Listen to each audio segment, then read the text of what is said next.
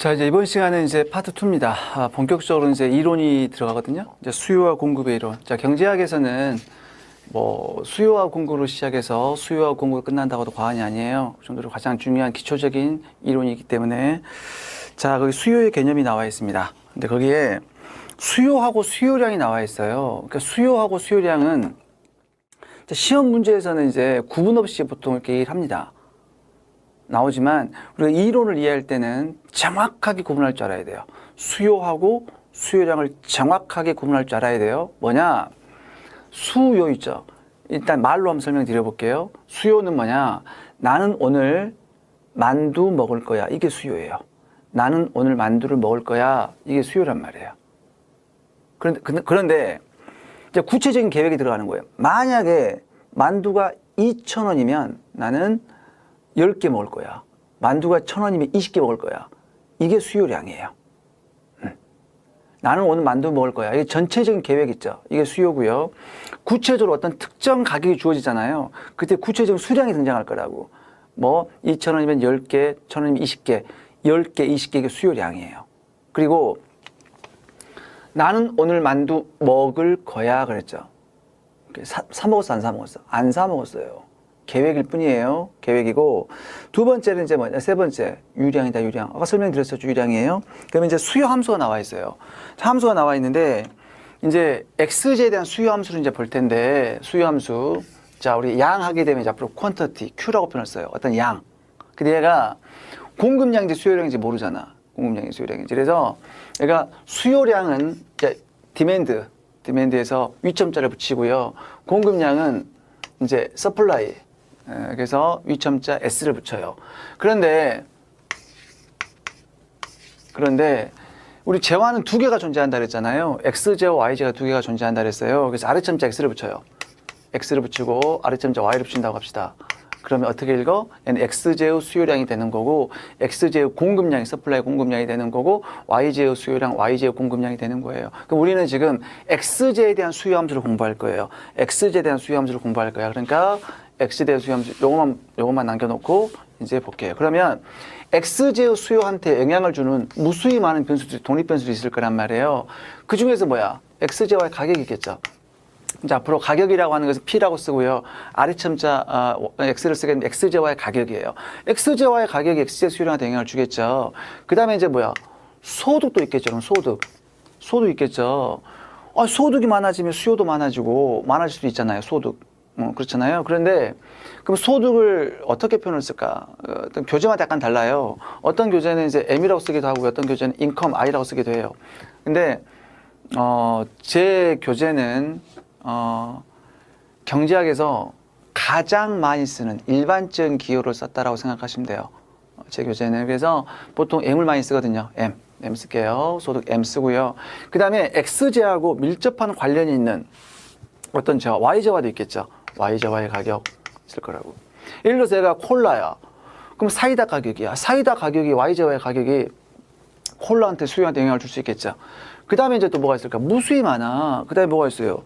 뭐 테이스트, 선호도, 기호도 있을 것이고, 그 다음 미래에 대한 기대, expectation, 기대도 있을 것이고요. 어떤 사람은 재산, 웰스, 재산도 있을 것이고요. 광고, 뭐 무수히 많은 변수들이 이 X제 수요한테 영향을 주고 있다고요. 그런데 여러분들 있죠? 이 수많은 변수들을 다 고려하게 되면 머리 터져버려요. 만약에 제가 독립 변수를 두 개를 고려했다고 합시다. 두 개를 고려하게 되면 3차원 공간이 생기죠. 자, 여기 X제와의 가격, 여기는 소득, X제와의 수요량 3차원 공간이 생겨요. 근데 만약에 3차원 공간도 눈에 보기 불편해. 그런데 독립 변수를 세 개를 고려해봐. 4차원. 그때부터 눈에 보이잖아요. 볼 수가 없어. 그래서 경제학에서는 있잖아요. 경제학에서는 어떤 경제 현상이 발생을 해요. 경제 현상이 발생을 하게 되면 경제학자들은 그 경제 현상을 모든 경제 현상을 전부 다 2차원 평면에서 다 설명하는 게 경제학입니다. 그래서 이제 경제학자들 생각하는 것은 수많은 이러한 변수들이 X제 수요량에 영향을 주고 있어요. 예를 들어서 뭐 이자율도 영향을 줄 수 있고 국제 수지도 영향을 줄 수 있고 환율도 영향을 줄 수 있고 주가도 영향을 줄 수 있고 오늘의 기분, 오늘의 날씨 모든 수많은 변수들이 어떤 X제 수요에 영향을 주고 있지만 그 많은 변수를 전부 다 고려하기 위해서는 머리가 아파. 그렇기 때문에 경제학자들은 해당 재화의 가격이 가장 중요한 변수라고 생각을 해서 해당 재화의 가격을 제외한, 그래서 세미콜론 찍어버린 거예요. 세미콜론 딱 찍고 해당 재화의 가격을 제외한 나머지 모든 변수는 전부 다 상수로 고정되어 있다라고 가정을 하는 거예요. 그래서 우리가 어떤 수학에서 있잖아요. 수학에서 어떤 변수가 상수로 고정되어 있다고 할 때 위첨자 바를 붙이거나 아래첨자 제로를 붙여요. 그럼 그 변수는 상수로 고정되어 있다라고 생각하면 돼요. 그러면 해당 재화의 가격을 제외한 나머지 모든 변수 상수로 고정되어 있다 가정을 했단 말이야. 자, 외부적으로 고정되어 있어요. 모형 외부에서 상수로 고정되어 있어요. 뭐야? 하하, 이게 바로 외생 변수가 된다. 그러면 우리가 그 좌표상에 등장하는 변수는 뭐가 될까? 이것만 등장한단 말이야. 그 좌표상에 있는 독립 변수, 얘가 뭐라고? 내생 변수가 될 거다. 그래서 결국은 px가 변하게 되면 어떻게 된다? 곡선상의 변화가 되는 거고, 이 외생 변수가 변하면 곡선 자체의 변화가 되겠죠. 그래서 그래서 경제학에서는 이제 정말 이런 말들이 많이 나와요. 다른 모든 조건들은 일정 불변이라는 가정하에서 그런 말이 많이 나오거든요. 그래서 경제학을 짜증내는 사람도 있어요. 막 경제학 가정이다. 짜증내지 마세요. 왜? 아니, 여러분들이 재정학 극복하려면 재정학을 사랑해야지 극복할 수 있는 겁니다. 그래서 그러니까 이런 거라고 생각하면 돼요. 그러니까 우리가 어떤 경제 현상이 발생을 하게 되면 경제학자는 그걸 가지고 모형을 만든다고 해요. 모형을 만들어서 그걸 갖다가 이제 설명을 하게 되는데, 여러분들 우리 남학생들 어렸을 때 모형 비행기 날려봤잖아요. 모형 비행기. 그러니까 그러면 비행기가 실제로 날아가는 원리를 이해하기 위해서는 수만 개의 어떤 부품들이 작용을 해서 비행기가 뜬단 말이에요. 근데 그 수만 개 부품을 한꺼번에 이해하려면 엄청나게 머리가 아파. 대충 그래서 모형 비행기를 날려보면 아하, 이런 원리로 비행기가 날아가겠구나 설명할 수 있는 거 아닙니까? 마찬가지예요. 복잡하다는 경제현상을 갖다가 아주 단순화시켜서 살펴본 다음에 점차 확장시켜 나가면 우리가 경제현상을 설명할 수 있는 거예요. 알겠죠? 그래서 무슨 우스갯소리 이런 얘기를 하죠. 경제학자 그런 얘기 많이 들어봤을 거야. 경제학자하고 물리학자, 수학자가 배가 표류해서 무인도에 도착을 했어요. 도착을 했는데 이제 먹을 게 하나도 없잖아. 캔이 안 써, 캔이. 딱 있어, 캔이. 따개가 없어, 따개가. 그러면 이제 물리학자는 어떤 물리적인 가격을 해서 저 캔을 딸까 고민을 하고 있고, 수학자는 삼각함수를 이용해 사인 세타, 코사인 세타 이용해갖고 어떻게 쟤를 깔까 이렇게 생각을 하고 있다고요. 그런데 경제학자는 따개가 있다는 가정하에서 보통 얘기를 해요. 그래서 이제 그렇게 우스갯소리로 이제 경제학을 얘기하지만, 아무튼 우리는 모형을 단순화시키기 위해서 이렇게 다른 모든 조건들은 일정 불변이다라고 가정을 한단 말이에요. 이게 외생 변수가 된다. 그렇죠. 그래서 거기 보니까 수요 함수의 각 변수들의 정의가 나와 있습니다. 17페이지 보니까 x제와의 수요량 종속 변수가 되는 거고, 독립 변수에 x제의 가격만 따로 분리시켜 놨죠. 분리시켜 놨고 어떻게 된다? x제에 대한 걔는 수요량의 변화율이 나와 있네. 수요량의 변화율이 나와 있고요. 소득부터 나머지 여기까지는 따로 분리시켜 놨죠. 그래서 x제의 수요의 변화율이 나와 있어요. 자, 수요량의 변화하고 수요율이 달라요. 그 다음에 이제 수요의 법칙 나와 있습니다. 수요의 법칙. 자, 수요의 법칙은 이제 뭘까? 가격이 상승을 하잖아요. 가격이 상승을 하게 되면 비싸니까 돈 먹는다. 수요량이 감소하는 거고요. 가격이 이제 싸지면 수요량이 증가하는 거. 이게 바로 수요의 법칙입니다. 근데 조심할 거, 수요가 아니라 수요량이라는 사실 중요합니다. 수요량이에요. 자, 비싸면 덜 싸고 싸면 많이 산다. 이게 수요의 법칙이죠. 수요의 법칙인데, 그런 수요의 법칙 예외되는 재화가 있어요. 첫 번째가 과시적 소비가 있죠. 베블렌 효과. 그러니까 베블렌 효과는 1899년 이제 미국의 사회학자면서 사회평론가, 경제학자인 베블렌이 얘기를 한 거예요. 유한계급론이라는 책에서 유한계급, 한정된 계급, 졸부계층들이야. 이 졸부계층들은 비싸면 더 사죠. 자기 자신의 부를 과시하기 위해서. 그래서 미국 것도 안 팔려. 1,000만 원, 2,000만 원 붙였더니 불티나게 팔려나가. 나는 이게 부자야. 그래서 비싸면 더 사는 거. 이게 과시적 소비야. 이거 유배되는 재화죠. 두 번째는 이제 기펜제라는 게 있는데요. 기펜제도 중요합니다. 경제가 굉장히 중요하거든요. 기펜제도 재정학에 나와요. 그래서 19세기 이제 아일랜드 있잖아요. 아일랜드에서 이 감자가 주식이었거든요. 감자가 주식이었는데 자세한 내용 생략을 할게요. 나중에 이제 설명드릴 거니까. 감자가 주식이었는데 이 감자 기근이 발생을 합니다. 감자 기근이 발생을 하니까 감자 가격이 올라가겠죠. 올라가니까 사람들이 야 큰일 났다 생각을 해갖고 야 이거 너무 막 감자가 막 올라가니까 삶이 핍박해지는 거예요. 핍박해지니까 비싼 소고기 같은 거 못 먹고요. 오히려 감자를 더 먹는 거야. 싼 감자를 더 먹어야 되는 상황. 그런 현상을 로버트 기펜제라는 경제학자 발견을 했어요. 그래서 우리가 그 사람 이름을 따갖고 이런 재화를 기펜제라는 표현을 써요. 근데 원인이 달라요. 아까는 그 자기 자신을 부를 과시하기는 소비고 얘는 뭐냐면 열등제인데 나중에 이제 무차별성 이런 들어가 있는 배워요. 강한 소득 효과가 발생을 해갖고 이런 현상이 발생한다. 그래서 이 아일랜드가 지금 뭐 잘 사는 나라지만 그 당시만 하더라도 잉글랜드 영국의 식민지를 당하고 막 그랬단 말이에요. 그렇죠? 그래서 극심한 가난한 나라였단 말이에요. 그 당시에서 우리 아일랜드를 3P라고 불렀어요. 3P. 파퓰레이션. 엄청난 인구. 파버티. 극심한 가난. 세 번째가 포테이토. 3P 아일랜드. 그래서 이러한 어떤 재화를 제외하면 다른 모든 재화들은 전부 다 일반적으로 수요의 법칙을 따른다라는 가정하에서 분석을 한다라는 얘기고요. 그 다음에 이제 수요 곡선을 직접 한번 그려볼게요. 수요 곡선을 그려볼게요. 자, 이렇게 P 쓰고요. 쓰고 Q 이렇게 써요. Q. 자, 이게 이제 수요량이니까 QD라는 표현을 쓸게요. 그럼 가격이 자 200원이면 10개를 살 거야. 3개를 살 거야. 그 다음에 100원이면 20개를 산 게 아니라 살 거야. 그 수많은 계획들 있죠. 수많은 계획들을 연결하면 이게 디맨드 커브 수요 곡선이 되는 겁니다. 자, 그런데 있잖아요. 여기서 조심할 거, 여기서 첫 번째 200원은 한 개당 가격이라는 뜻입니다. 한 개당 200원짜리면 10개를 사겠다는 얘기고, 이 100원도 한 개당 가격이에요. 한 개당 100원이면 20개를 살 거야라는 뜻이에요. 한 개당 가격이에요. 그래서 여러분들 이제 200원짜리 10개를 사게 되면 총 얼마 들어가요? 2,000원 들어가죠. 2,000원이 비용이다. 땡. 자, 우리가 앞으로 이제 경제학에서 비용이란 표현이 나와요. 비용이란 표현은 전부 다 생산자가 어떤 재화를 생산할 때 들어가는 돈 있죠. 그걸 생산 비용이라는 표현을 쓰고요.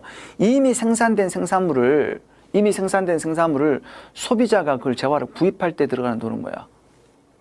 그것을 지출액이라는 표현을 쓸 거예요. 그러니까 생산자가 어떤 생산물을 생산하는 데 쓰여지는 어떤 돈들 있잖아요. 그게 뭐 원자재를 사거나 노동을 고용한다거나 자본을 고용한다거나 들어간 돈이 있을 거 아니야. 그 생산 비용이라는 표현을 쓰고 이미 생산된 생산물을 여러분들이 소비자가 구입할 때 들어간 돈은 지출액이라는 표현을 쓸 거라고요. 그래서 200원짜리 10개를 샀다. 이 박스 면적 있죠. 얘가 총 지출액 2,000원이 되는 거고요. 100원짜리 20개 구입했다. 이 박스 면적이 총 지출액이 되는 거예요. 그래서 200원, 100원 한 개당 가격이라는 뜻입니다. 한 개당 가격이 200원이면 10개를 살 거야. 한 개당 가격이 100원이면 20개를 살 거야. 오케이. 그 다음에 아까 수요하고 수요량을 다시 한번 정의를 한번 내려볼게요. 자, 아까 우리 나는 오늘 만두 먹을 거야. 즉 모든 가격 체계에서 구입하고자 하는 전체적인 계획 있죠. 이게 수요가 되는 거예요. 모든 가격 체계에서 구입하고자 하는 전체적인 계획. 얘가 수요가 되고 수요는 결국 수요 곡선 전체가 수요가 되는 겁니다. 자, 그런데 구체적으로 200원이면 10개를 살 거야. 100원이면 20개 살 거야. 특정 가격 하에서 구입하고자 하는 하나하나의 구체적인 계획 있죠. 이걸 수요량이라고 하는 거예요. 그러니까 수요량은 수요 곡선 사이 하나하나의 점이 바로 수요량이 되는 거예요. 수요 곡선 전체가 수요가 되는 거고요. 감 잡으셨나요?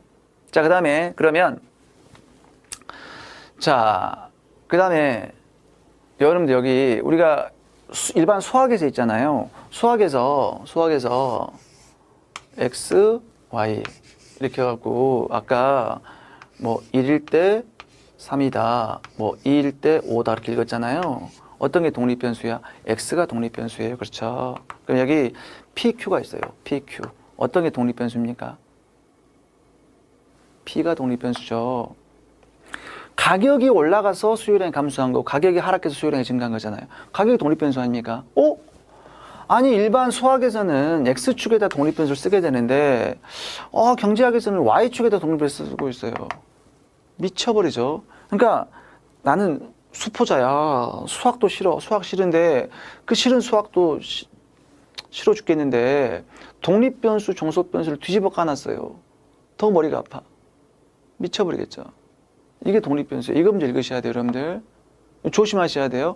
아니 그러면 왜 이런 현상이 벌어질까? 이유가 있습니다. 이유가 있는데 이러한 수요 곡선을 처음으로 그렸던 사람이 누구냐면 영국의 경제학자 마샬이라는 영국의 마샬.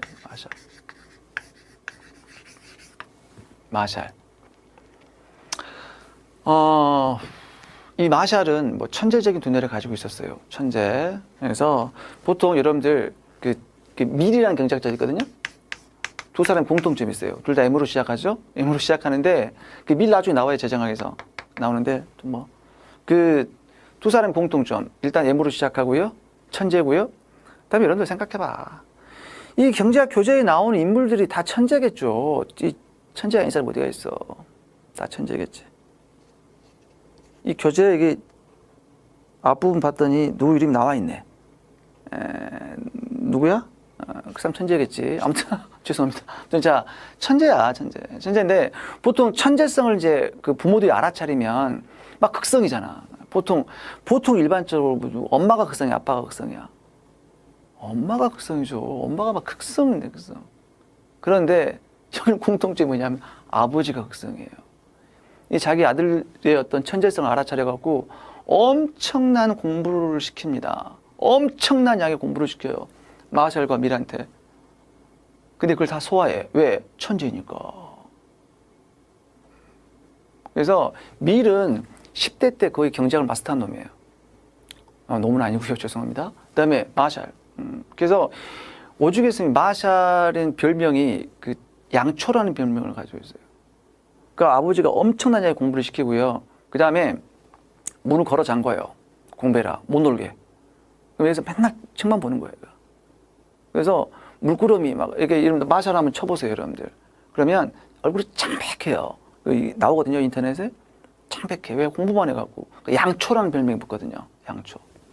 그래서 이제 그 당시만 하더라도 이제 아버지의 어떤 생각은 우리 마샬이 이제 영국의 경제학자, 영국 가게 되면 여러분 떠오르는 대학이 맨 옥스퍼드. 그래서 아무튼 그 당시만 하더라도 성직자라는 게 굉장히 좋은 직종이었나 봐요. 그 성직자가 되는 게 꿈이었어요. 아버지 꿈은. 근데 이제 마샬이 성장을 하게 되면서 이제 아버지에 대한 어떤 그 반발심이 생겨요. 반발심이 생겨갖고 이제 옥스퍼드 대학에서 장학금 제의를 뿌리치고 있잖아요. 케임브리지 대학으로 가요. 케임브리지 대학 진짜 좋은 대학이에요.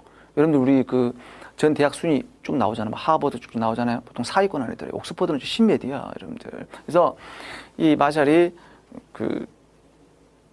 케임브리지 대학으로 가요. 가고 있잖아요. 그 당시만 하더라도 수학이라는 학문 자체가 뭐 가장 논리적인 학문이 수학 아닙니까? 근데 수학이라는 학문 자체가 이렇게 천시된 학문이었어요. 근데 마샬이 이 반발심이 수학을 공부해요. 수학에 심취하거든요. 그래서 처음으로 경제학의 수학을 접목시키는 사람이 마샬이에요. 그러니까 여러분들 지금 막 수학하잖아요. 이 마샬 때문에 하는 거예요. 마샬 때문에. 이렇게 해갖고 이 처음으로 막 가위 모양, 뭐 수요곡선 이런 거 그린 사람이 가위 모양 이런 그린 사람이 이 마샬이에요. 이 사람이 이제 처음으로 이제 경제학 원리라는 책을 내거든요. 거기에 이제 이런 그림들이 막 등장을 해요. 그러면서 이제 그 후학들이 이제 경제학자들이 이제 좀 더 고도의 수학을 쓰게 되면서 이제 어떻게 된다? 좀 더 경제학이 마치 자연과학과 돼버렸죠. 그러니까 여러분들 이 경제학은 사회과학으로 인정을 받는 학문이에요. 경영학은 여러분들 과학으로 인정받지 못하죠. 그러니까 노벨 경영학상 없잖아. 그러니까 원래 그 노벨상이라고 해서 과학자들이 주는 거잖아요. 그래서 이제 70년대 그때 들어오면서 경제학도 과학으로 인정을 받아. 그래서 노벨 경제학상이 이제 그때부터 이제 받기 시작한단 말이에요. 그래서 뭐 경제학의 현대 경제 아버지라고 불리는 사무엘슨 교수님이 있잖아요. 아까 사무엘슨 교수님 뭐였어요? 그 경제 문제, 3대 경제 문제를 얘기했잖아. 무엇을 얼마나 생산할 것인가, 어떤 방법으로 생산할 것인가, 누구를 위해 생산할 것인가. 이게 사무엘슨 교수님이거든요. 현대 경제 아버지라 불리는 사람이에요. 그래서 이분이 처음으로 노벨 경제학상을 수상한다고요. 미국인 최초로. 아무튼 이 마샬이 처음으로 이 경제학에 수학을 접목시켰고, 그러니까 당연히 이 아버지가 등록금을 줄까 안 줄까? 안 주겠죠. 그래서 마샬이 이제 나름대로 계속해서 과외하면서 과외 그 돈 갖고 이제 이 학비를 대고 막 그래요. 그리고 이 마샬의 주장으로 인해서 이 케임브리지 대학의 경제학과가 생겨나요. 새로운 어떤 학과로 생겨나요.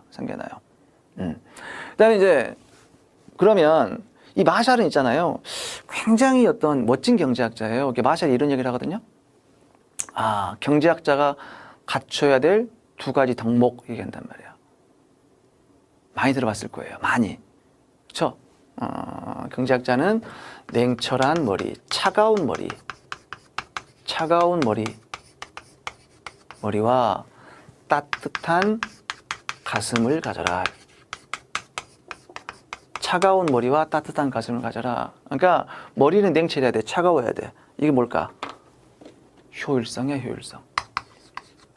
그 당시 그 영국 경제는 굉장히 좋았거든요. 해가 지지 않는 나라 영국 막 그랬잖아요. 그런 배경이었어요. 그런데 이 마샬은 이 상아탑에만 머물러 있지 않고요. 현실 경제에 뛰어들어서 굉장히 어떤 그 노동자를 대변하고 막 그런 활동을 많이 하거든요. 국회 같은 데 참석을 해서. 그래서 이 잘 사는 이 영국 사회에서 정말 가난한 사람이 있다는 것 자체에 대해서 빈곤한 그런 사람들 보면서 굉장히 가슴 아파했다고 그래요. 그래서 정말 이 빈곤한 사람을 보게 되면 가슴이 따뜻해져야 돼. 공평성이에요. 따뜻한 가슴이. 그러니까 경제학자는 뭐냐면 효율성과 공평성에 대해서 어떻게 된다? 균형 잡힌 시각을 가져야 된다라고 주장한 학자가 바로 이 마샬입니다. 얼마나 멋진 경제학자야. 그래서 뭐 예전에 무슨 뭐 국민연금 문제가 많잖아요. 우리 재정학 들어가면 이제 국민연금 배워요. 뭐 국민연금 이사장이 나와서 야, 국민연금은 우리가 예전에 마샬이 얘기했던 냉철한 머리와 따뜻한 가슴을 추구하고 있다라고 얘기를 하지만 결과는 모르겠습니다. 아무튼 균형 잡힌 시각을 가져야 된다. 여기 마샬이에요. 근데 여러분들 바뀌면 안 돼요. 냉철한 가슴과 따뜻한 머리 이러면 안 되겠지. 따뜻한 머리가 따뜻하면 판단이 흐려지고요. 불쌍한 사람 보게 되면 웃어버리면 안 되겠지. 따뜻한 가슴을 가져야 되는데 냉철한 가슴을 가지면 안 된단 말이야. 아무튼 그런 게 이 마샬이에요. 마샬. 오케이, 마샬. 그래서 이 마샬은 바로 그러면 이 마샬이 처음으로 수용성을 그렸는데, 이야, 이 마샬은 말이지, 지가 뭐 경제학자면서 수학자인데, 독립변수, 종속변수 몰라고 뒤집어 까놨느냐? 아니에요. 이 사람은 Q를 독립변수로 보고 처음으로 수용성을 그렸어요. 오케이. 그런데 이제 왈라스라는 경제학자, 왈라스. 자, 왈라스는 프랑스 경제학자거든요. 자, 얘는 P를 독립변수로 보고 그랬습니다. 독립변수로. 그러니까 제가 저도 이제 대학교 1학년 때 이제 경제원론을 배웠을 거 아닙니까? 그래서 제가 이제 뭐 고등학교 다닐 때 뭐 모든 과목을 다 잘하지, 진짜 내가 국사 같은 거, 역사 같은 거 되게 못했거든요. 못했는데 제가 유일하게 수학은 되게 잘했어요. 그 전교에서 몇 등 할 정도, 수학만 모든 게 아니라 수학만. 그래서 제가 이제 처음으로 대학교를 들어가서 이제 1학년 때 이제 경제원론 배울 거 아닙니까? 그 처음에는 이제 수요고사를 그냥 있는 그대로 받아들였어요, 제가. 근데 어느 순간 이제 이거부터 읽기 시작하는 거예요, 갑자기. X축분도 읽는 방법이 우리가 익숙하잖아요. 그럼 수요가 적을 때 가격이 비싸고 수요가 많을 때 가격이 싸? 이게 무슨 얘기지? 굉장히 혼동된 거예요. 그래서 제가 교수님들한테 가서 내가 막 여쭤봤어요. 왜 이러냐. 근데 교수님들께서 이제 설명을 해주는 거예요. 해주는데 그게 클리어하지 않은 거예요. 클리어하지 않은데 막 계속 또 뭐 이해를 못 하겠는데 계속 따지기 또 뭐 하고요. 그래서 그냥 네 몰라도 보통 그러잖아요. 네 알겠습니다. 너무 궁금한 거예요, 저는. 그래갖고 이걸 알기 위해서 제가 정말 도서관에서 막 책을 막 뒤졌어요. 안 나와 있어. 그래갖고 어느 아주 고서 있죠, 고서. 거기서 내가 이 내용을 발견한 거예요. 왜 이런 현상이 벌어지는가. 그래서 제가 그때 생각한 생각이 있어요. 진짜로. 저는 꿈이 교수가 아니었거든요. 교수가 아니었어요. 근데 그 당시에 제가 예전에 제 꿈은 이런 말이 되나? 트럭 운전사예요, 진짜로. 막 지금도 막 그런 꿈을 꿔요. 진짜예요. 요즘에도 꿈을 꾸거든요. 막 이렇게 막 버스 막 운전하고요, 트럭 운전하고 막 딱 있잖아요. 딱 고속도로를 갔다가 창문을 열고 있잖아요. 막 그냥 구릿빛 피부에 막 운전하고 그럴 때 저는 이렇게 꾸며갖고 지금도 막 꿈을 꿔요. 그럼 너무 행복한 거예요. 그 순간 꿈속에. 그래서 지금 이제 일종 대행을 좀 따고 싶어갖고 아무튼 그게 꿈이었어 진짜로. 근데 제가 그 당시에 1학년 때 어떤 생각을 했냐면 내가 만약에 강단에 쓴다면 정말 이것만큼은 제가 학생들한테 확실하게 얘기를 해줘야겠다. 그런 생각을 제가 했었어요. 그거 지금 얘기해주고 있단 말이야. 이 원인이 있다고, 원인이. 그래서 마샬은 Q를 독립변수로 봤어요. 보고 그랬는데 그 이후로 이론이 바뀌어 왈라스 이론으로 바뀌는 거예요. 그러니까 왈라스는 P로 독립변수로 본 거야. 그러니까 이게 왈라스 이론이야. 비싸면 덜 사고 싸면 많이 사고 이게 왈라스 이론이야. 그러면 이론이 바뀌었으면 이렇게 써야 될 거 아니야. 이렇게 바뀌었으면 이게 P가 독립변수고 Q를 쓰고 이렇게 해야 될 거 아니야. 비싸면 적게 사고 싸면 많이 산다 이렇게 해야 될 거 아니에요. 그런데 우리가 지금까지 관례라는 게 있죠. 관례 이렇게 쓴 거야. 이렇게 바꿔버리면 또 우리 마샬 삐질까봐 지금까지 이 마샬의 수요고서는 계속 써왔단 말이야. 관례적으로 써왔는데 갑자기 이게 축을 바꿔버리면 이 마샬 교수님 싫어할까봐. 그래서 마샬의 수요고서는 그대로 쓰고 이론만 바뀐 거예요. 이러니까 미쳐버리는 거예요. 그러니까 이것 때문에 굉장히 혼동돼요. 여러분 나중에 탄력성 할 때도 굉장히 혼동되거든요. 그러니까 여러분들 올바른 방법은 P가 독립변수다. 이거 굉장히 혼동돼요. 자, 그래서 여러분들은 가격변수를 먼저 읽고 나중에 A를 읽어야 돼. 자, 이거 조심하셔야 돼요. 이거 오케이. 가격 먼저 읽으셔야 돼요. 가격 먼저. 하나 더. 그러면 그럼 경제학에서는 말이지 독립변수 정수비 뒤집어 깔았습니까? 안 그래요. 경제학 학문입니다. 뭔가 어떤 이론적인 체계가 있어요. 그래서 가격변수가 독립변수죠. 가격변수가 독립변수일 때는 Y축에다 쓰는 거예요. 그럼 여러분들 아까 노동시장의 가격이 뭐였죠? 임금을 웨이지 W라고 해요. W. 임금, 노동량. 이게 독립변수예요. 임금. 노동 가격 임금 아닙니까? 가격 변수가 독립변수일 때 Y축에다 쓰면 되니까. 그 다음에 금융시장 가격, 돈에 대한 가격이 뭡니까? 그리고 돈을 내가 빌리면 뭘 줘? 이자를 주잖아요. 이자율이 가격 변수, 이자를 R이라고 쓰거든요. 이자율. 그 다음에 뭐 투자 수요랄지, 저축. 이게 독립변수예요. 이자율, 돈에 대한 가격. 또 여러분들 달러 가격이 뭐예요? 달러 가격. 환율이죠. 내가 달러 1달러 살 때 1,000원 주고 산다. 환율, 익스체인지 레이트, 환율. 그 다음에 외환. 이게 독립변수예요. 자, 그러면 우리 네 가지만 기억하면 돼요. 가격 변수가 독립변수 네 가지밖에 없어요. 이럴 때는 Y축에다 독립변수 쓰고요. 나머지는 전부 다 X축에다 독립변수 쓴다고요. 일반적으로 하겠죠. 이것만 조심하시면 되고, 그래서 수요고선을 읽는 올바른 방법은 뭐다? 가격 먼저 읽으셔야 한다. 가격 먼저. 그 다음에 이걸 또 한번 생각해 봅시다. 200원일 때 개당 200원이면 10개를 구입할 거야. 개당 100원이면 20개 구입할 거야. 그러면 자, 개당 200원이면 10개를 살 거야 라는 뜻이죠. 그러면 10개를 구입할 때 이 소비자는 개당 200원까지는 낼 용의가 있다는 얘기지. 자, 200원이면 10개 살 거야. 그러니까 10개를 구입할 때 이 소비자는 한 개당 200원까지는 지급할 용의가 있다는 얘기예요. 오케이. 그런데 200원까지 지불할 용의가 있어. 근데 소비자는 많은 돈을 지불하고자 한다, 적은 돈을 지불하고자 한다. 적은 돈을 지불하고자 하잖아요. 그러니까 최대한이라는 표현을 쓸 거예요. 그래서 얘가 그럼 수요 곡선의 높이가 뭐야? 가격이란 말이에요. 가격인데 그냥 가격이 아니야. 수요 곡선의 가격이기 때문에 디맨드 프라이스라고 하는 게 디맨드 프라이스. 수요 가격이라는 표현을 써요. 자, 그럼 수요 가격 의미하는 바는 뭐라고요? 의미하는 바는 소비자가 최대한 지불할 용의가 있는 개당 가격이에요. 소비자가 최대한 지불할 용의가 있는 가격이에요. 자, 수요 가격 뭐라고요? 소비자가 최대한 지불하고자 하는 가격이에요. 기억하셔야 됩니다. 이거 수요 가격. 자, 수요 가격 소비자가 최대한 지불하고자 하는 가격이에요. 그런데 수요량이 점점 커짐에 따라서 소비자가 최대한 지불할 용의가 있는 가격이 점점 떨어지고 있죠. 왜 떨어진다? 한계 효용이 체감하기 때문에 그래요. 야, 또 한계 효용 체감 뭡니까? 한계란 개념은 이제 여러분들 이제 제가 우리 첫 시간에 어떤 얘기를 했어요? 여러분들 경제 수학 강의를 듣고 오시라 그랬잖아요. 경제 수학 강의를 들으시면 이제 미분이라는 개념이 등장한다고요. 그 미분이라는 개념이 뭐냐면 우리 왜 가면 경제학에서 미분을 해야 되는가? 이 한계를 이해하기 위해서 미분을 얘기하는 거예요. 우리 한계라는 대충 이야기를 했죠. 내가 10만 원짜리 음악기표를 잃어버렸어. 그럼 내가 그때 음악기표를 하나 구입했을 때 추가로 들어오는 편익이 한계 편익. 이게 한계 편익이에요. 이게 미분이라는 개념이거든요. 근데 추가로 들어가는 비용이 증가하면 한계 비용이 되는 거예요. 오케이. 그래서 한계 이용이 체감한다. 그럼 어떤 얘기냐? 이겁니다.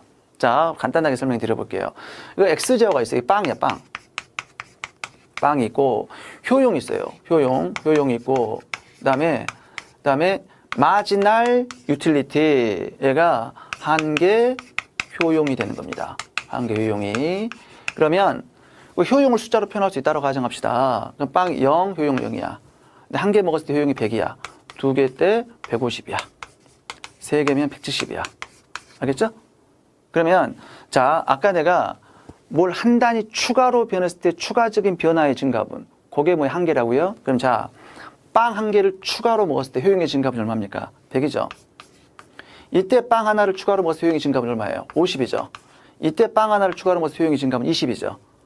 그러면 자, 이게 한계 효용이에요. 한계 효용.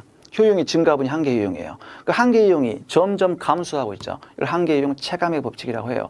그러니까 체감이라고 하는 것은 점점 감소한다는 얘기고요. 체증한다는 얘기 점점 증가한다는 얘기입니다. 한계 효용이 점점 감소를 하고 있어요. 한계 효용이 감소하고 있다. 총 효용이 감소하는 거 아닙니다. 여러분들 빵을 당연히 더 먹으면 효용은 커지는 거예요. 총 효용은 증가를 하지만 총 효용의 증가분이 떨어지는 거예요. 한계 효용 체감은 총 효용이 증가하는 것이 아니라 총 효용의 증가분이 떨어지는 거예요. 그럼 왜 이런 현상이 벌어질까? 자, 빵을 전혀 먹지 않았어. 배가 아사 직전이야. 굶어 죽기 직전이야. 그때 빵 하나를 먹었을 때 굉장히 기쁘겠죠. 100만큼의 만족감이 올라가는 거예요. 그런데 이미 하나를 먹은 상태에서 또 하나를 추가로 먹으면 효용은 증가를 하겠지만 그 효용의 증가분은 떨어지겠죠. 한 개 먹고 두 개째 먹을 때는 덜 맛있을 거라고요. 그다음에 두 개째 먹고 세 개째 먹을 때는 더 덜 맛있을 거예요. 그러니까 한계 효용이 점점 감소한다. 한계 효용 체감의 법칙이에요. 그럼 봐보세요. 내가 이때 빵 하나를 추가로 먹었을 때 그때 효용이 100이 드러났어요. 그러면 나는 그 재화에 대해서 얼만큼 그 빵 추가로 한 개를 내가 소비를 했을 때 만족감이 100만큼이 늘어났단 말이에요. 그러면 그 빵에 대해서 나는 뭐야? 최대한 100만큼 지불할 용기가 있겠죠. 그게 나한테 100만큼 만족감을 주니까.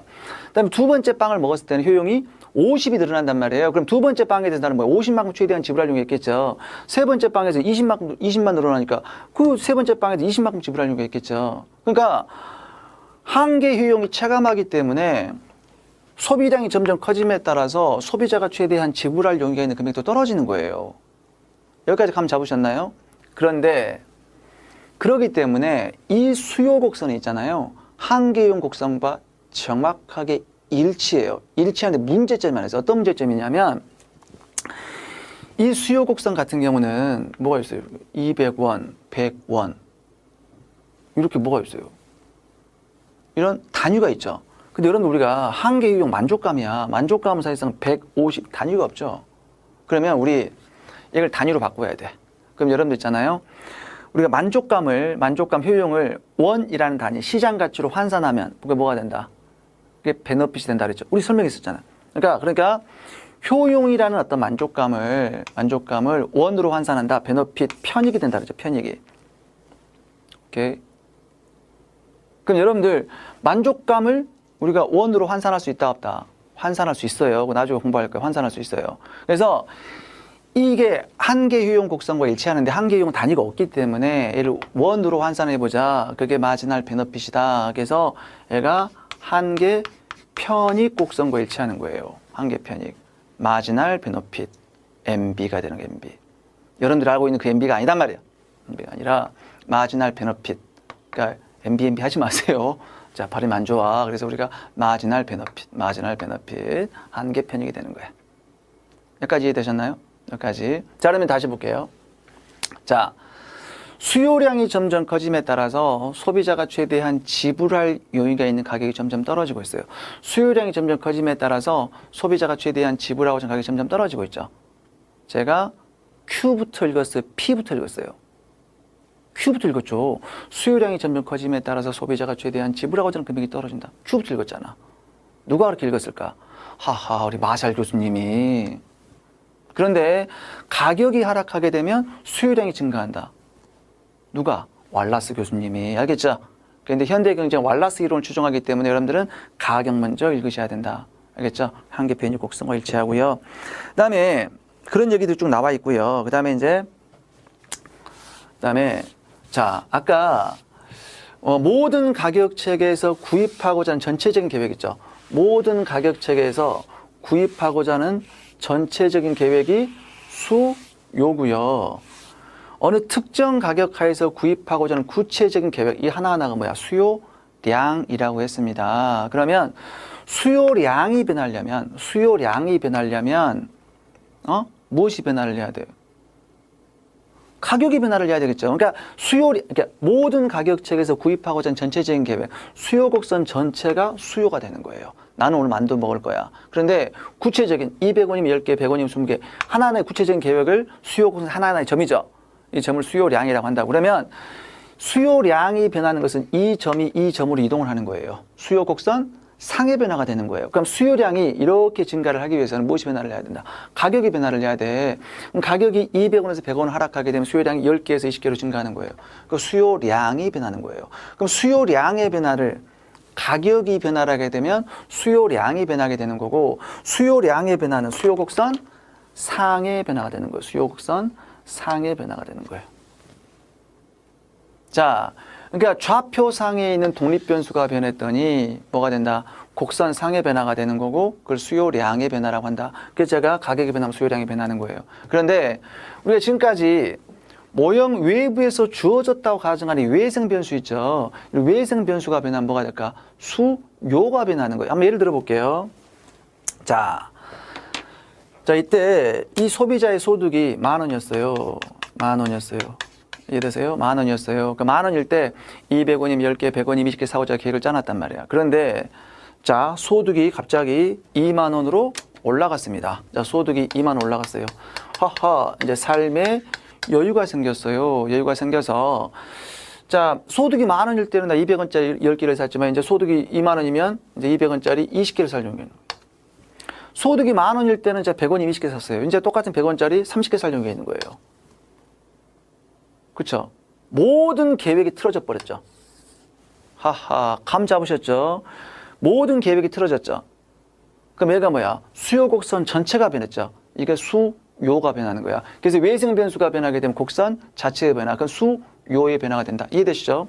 그럼 이때 여기서 가지 봅시다. 이때 여기가 지금 A점이고요. 여기가 B점이고요. 여기가 C점이라고 합시다. 그럼 B하고 C 있죠. B하고 C는 무엇이 똑같아요? B하고 C는 수요량이 똑같죠. 20개로. 똑같지만 A에서 B로 이동하는 거하고요. A에서 C로 이동은 달라요. A에서 B로 이동한 것은 뭐야? 가격이 하락을 해서 수요량이 증가를 하는 거고 수요 곡선 상의 변화예요. 근데 A에서 C로 이동했다. A는 뭐냐면 가격 이외의 요인, 소득이 변화를 해서 수요가 변하는 거예요. 원인은 전혀 다르다. 알겠어요? 이 두 가지 구분할 줄 알아야 됩니다. 자, 그 다음에 이거 한번 생각해 볼게요. 수요 곡선이 지금 오른쪽 갔어요. 오른쪽 갔어요. 그럼 수요가 모든 가격 체계에서 사고자 하는 양이 늘어났기 때문에 수요가 증가했다. 그래서 수요 곡선이 우측 가면 수요가 증가한 거예요. 그런데 수요 곡선이 오른쪽 갔다라고 얘기도 되지만 동일한 소비량 하에서는 뭐야? 수요 곡선이 위로 올라갔단 말도 옳죠. 이렇게. 그러니까 모든 가격 체계에서 사고자 하는 양이 늘어났다. 수요 곡선 오른쪽 갔죠. 그 말은 다시 이야기하면 모든 소비량 수준에서 모든 수요량 수준에서 가격이 올라간 거야. 가격이 뭐라고요? 아까 우리 가격이 뭐였죠? 수요 가격이 뭐였어요? 수요 가격 의미하는 바는 뭐다? 소비자가 최대한 지불하고자 하는 가격 아니었습니까? 그러면 자, 이것도 의미를 아셔야 돼요. 여러분들이 소비자가 최대한 지불하고자 하는 가격이 올라갔다. 그럼 수요가 증가한 것과 똑같은 거예요. 자, 예를 들어 보세요. 자기가 어떤 물이 한 잔 있어. 물이 한 잔 있는데 이 물에 대해서 자기는 지금 이 물이 지금 1,000원이야. 물이 1,000원이에요. 근데 나는 지금 목이 별로 안 말라. 그래서 이 물에 대해서 자기는 500원까지 지불하려고 했어요. 이 물은 1,000원인데 안 사겠죠. 물은 1,000원인데 나는 지불하려고 했는데 500원이야. 근데 내가 갑자기 목이 말라졌어. 그래갖고 소비자가 최대한 지불하고자 하는 금액이 1,000원까지 올라갔어요. 그 물을 살 수가 있단 말이야. 그러니까 소비자가 최대한 지불하고자 하는 금액이 올라갔다는 얘기는 더 많은 돈을 지불하고도 그 재화를 구입하겠다, 많이 사겠다는 얘기 똑같은 거예요. 감 잡으셨나요? 그런데 소비자가 최대한 지불하고자 하는 금액이 떨어졌어요. 그러면 아주 그 재화가 싸져야 사겠다, 안 사겠다는 얘기야. 자, 다시 소비자가 최대한 지불하고자 하는 금액이 올라갔다, 더 많은 돈을 지불하고도 그 재화를 구입하겠다, 많이 사겠다는 의지야. 근데 소비자가 최대한 지불하고자 하는 금액이 떨어졌다는 얘기는 뭐냐면 그 재화 가지고 가격이 싸져야 사겠다, 안 사겠다는 얘기예요. 이 느낌도 가지고 가셔야 돼요. 그래야 여러분들 나중에 조세부가 보조금 이해할 수 있거든요. 조세부가 보조금 나오거든요, 우리 시험에. 그래서 그 19페이지 보시게 되면 참고에 수요구설 이동, 그 방금 제가 했던 얘기죠. 자세하게 나와 있으니까 여러분들 좀 읽어보시고요. 그런데 이게 여러분들 이제 위아래 하시기는 혼동이 된단 말이야. 혼동이 되는데, 혼동이 되니까, 근데 뭐야? 양은 X축이잖아요. X축이 양이란 말이야. 그래서 왼쪽, 오른쪽, 왼쪽, 오른쪽. 왼쪽은 양이 감소, 오른쪽은 양이 증가. 그래서 왼쪽 수요 감소, 오른쪽 수요 증가. 이게 Q가 양, X축이 양이니까. 그래서 혼동을 피하기 위해서 화살표를 오른쪽, 왼쪽만 그림에는 표시되어 있죠. 우측 증가, 좌측 감소. 이렇게 정리하시면 될 것 같고. 수요의 변화 요인, 무지막지하게 중요합니다. 별표. 여러분들, 자, 지금, 자, 수요의 변화를 하나씩 살펴볼 텐데, 자, 소득이 변화를 했어요. 소득이 변화를 하게 되면, 자, 소득이 증가를 했어요. 그 어떤 모든 재화가 수요가 증가할까? 아니라고요. 소득이 증가를 해서 수요가 증가하는 재화도 있겠지만 감소하는 재화도 있을 거라고요. 자, 소득이 증가했습니다. 삶에 여유가 생겼어요. 여유가 생기니까 돼지고기 안 먹어. 소갈비 뜯어. 그러니까 소득이 증가를 했을 때 소고기 수요는 증가하겠지만 돼지고기 수요는 감소할 거 아닙니까? 그 다음에 소득이 증가해서 선풍기 안 틀어, 에어컨 틀어. 그럼 소득 증가하면 에어컨은 소비는 늘어나겠지만 선풍기 수요는 감소하겠죠. 자, 소득이 증가했습니다. 삶의 여유가 생겼어요. 이제는 뭐냐면 버스 안 타고 택시 타겠죠. 이해되시나요? 그래서 소득이 증가를 했을 때 수요가 증가한다거나 소득이 감소하면 수요가 감소를 해요. 소득과 수요가 동일한 방향으로 움직여. 그럼 그것은 뭐야? 정상재, 상급재가 되는 거예요. 중요합니다. 그런데 소득이 증가했을 때 오히려 수요가 감소한다거나 소득이 감소했을 때 오히려 수요가 증가하는 거 반대로 가죠. 그걸 열등재, 하급재라는 표현을 써요. 그 다음에 중립이라는 표현, 중립은 뭐냐? 중간이라는 뜻이죠. 자, 예를 들어 소득이 증가를 했을 때 수요가 증가했어. 정상재. 감소해서 열등재. 가만히 있어. 이 중립이야. 중립재예요. 독립하고 혼동하시면 안 돼. 독립하고 혼동하시면 안 되고.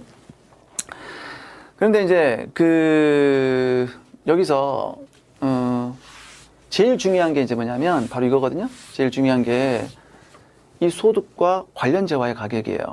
그럼 관련 재화 가격 봅시다. 관련 재화의 가격. 거기 이제 그 재화와 밀접한 연관이 있는 재화 관련 재화예요. 관련 재화인데 대체 관계. 대체 관계는 자, 이 재화 대신에 다른 재화를 소비를 하더라도 만족이 별 차이가 없어요. 콜라 대신에 사이다 먹을 수 있죠. 돼지고기 대신에 소고기 먹을 수 있잖아요. 버터 대신에 마가린 사용할 수 있죠. 이런 게 대체 관계예요. 그럼 보완 관계는 뭘까? 보완 관계는 따로따로 소비할 때보다도 함께 소비하면 만족이 더 커지는 재화. 이게 보완 관계죠. 예를 들어서 여러분들 뭐야? 맥주에 치킨 먹어야 되지. 삼겹살은 소주. 그렇죠? 막걸리에 파전. 제가 술만 얘기해서 죄송합니다. 술을 좀 제가 개인적으로 좋아하거든요. 다음에 책상과 의자, 만년필과 잉크, 샤프와 샤프심, 컴퓨터와 소프트웨어, 낚싯대 낚싯바늘, 안경테 안경알, 이런 것들이, 그다음에 자동차 휘발유, 이런 것들이 보완관계라고요. 근데 아무런 관련이 없어. 독립관계라고 하는 거예요. 여러분들 조심할 게, 그러니까 독립하고요, 중립을 혼동하시면, 중립이란 건 중간이라는 뜻이고 독립은 서로 관련이 없다는 얘기예요. 그러니까 아까 소득이 변동을 했을 때 수요가 변함이 없어. 그 중립제고요. 아무런 관련이 없으면 서로 독립이라는 표현을 써요. 독립. 자, 그럼 볼게요. 자, 여기가 Y재화의 가격이 있고요. X재화 수요가 있어요. 그러면 먼저 이제 대체 관계 봅시다. 대체 관계. 그럼 콜라 가격이 올라갔어요. 콜라의 무엇이 감소할까? 수요량이 감소하겠죠. 해당 재화의 가격이니까. 그럼 콜라 수요량이 감소하니 콜라 먹어? 안 먹어? 대신 뭐 먹어? 사이다 먹어. 사이다의 수요가 증가하는 거예요. 자, 콜라 가격 하락했습니다. 콜라 가격 하락했더니 콜라의 수요량이 늘어나겠죠. 콜라를 많이 먹으니까 사이다 먹어 안 먹겠죠. 사이다의 수요는 감소하겠죠. 자, 이게 대치 관계죠. 자, 보완 관계 볼게요. 자, 휘발유 가격이 올라갔어요. 휘발유 가격이 올라갔더니 자동차를 덜 타겠죠. 자동차 수요가 감소해요. 휘발유 가격이 하락하면 자동차 수요가 증가하겠죠. 보완 관계죠. 그럼 여러분들 이런 거 있잖아요. 우리가 같은 방향으로 움직여요. 올라가면 올라가고 떨어진다. 같은 방향으로 움직이잖아. 같은 방향으로 움직이면 우리가 플러스의 상관관계. 이건 반대로 움직이죠. 마이너스의 상관관계 이렇게 하죠. 그래서 앞으로 이렇게 외우세요. 외우세요. 대뿔 보마, 대뿔 보마, 대뿔 보마, 대 플러스 보 마이너스 반대로 움직이는 거예요. 그래서 이걸 암기하면 되게 쉽습니다. 대뿔 보마, 대뿔 보마, 대뿔 보마. 물론 대체가 크다는 대는 아니죠. 그냥 클 대자라고 생각하세요. 대 크잖아. 플러스 보완하는 거잖아. 마이너스 이렇게 대뿔 보마, 대뿔 보마 암기하세요. 그럼 여러분들이 그 경제학에서 정말 진짜 이 그림을 이해할 때 곡선상의 변화냐, 곡선 자체의 변화냐를 판단하는 게 제일 중요해요. 그림에서. 그래서 그걸 얼마나 중요한지 그걸 모르면 나중에 자기 모순에 빠져요. 그래서 그 중에서 수많은 어떤 이 네 가지 경우 케이스가 있지만 제가 이 케이스만 가지고 한번 얘기를 한번 해볼게요. 케이스만. 자, 볼게요. 여기가 자, 여기 YJ와의 가격이 있어요. 여기가 YJ와의 수요가 있어요. 그래서 YJ와의 수요 곡선이 이렇게 우하향이에요. 자, 여기 XJ의 가격이 있고요. XJ와의 수요량이 있어요. XJ의 수요 곡선이 이렇게 DX 이렇게 있어요. 자, 그러면 아까 이거 콜라 사이다라 그랬죠?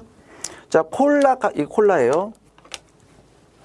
자, 얘는 콜라, 얘는 사이다 되는 거예요.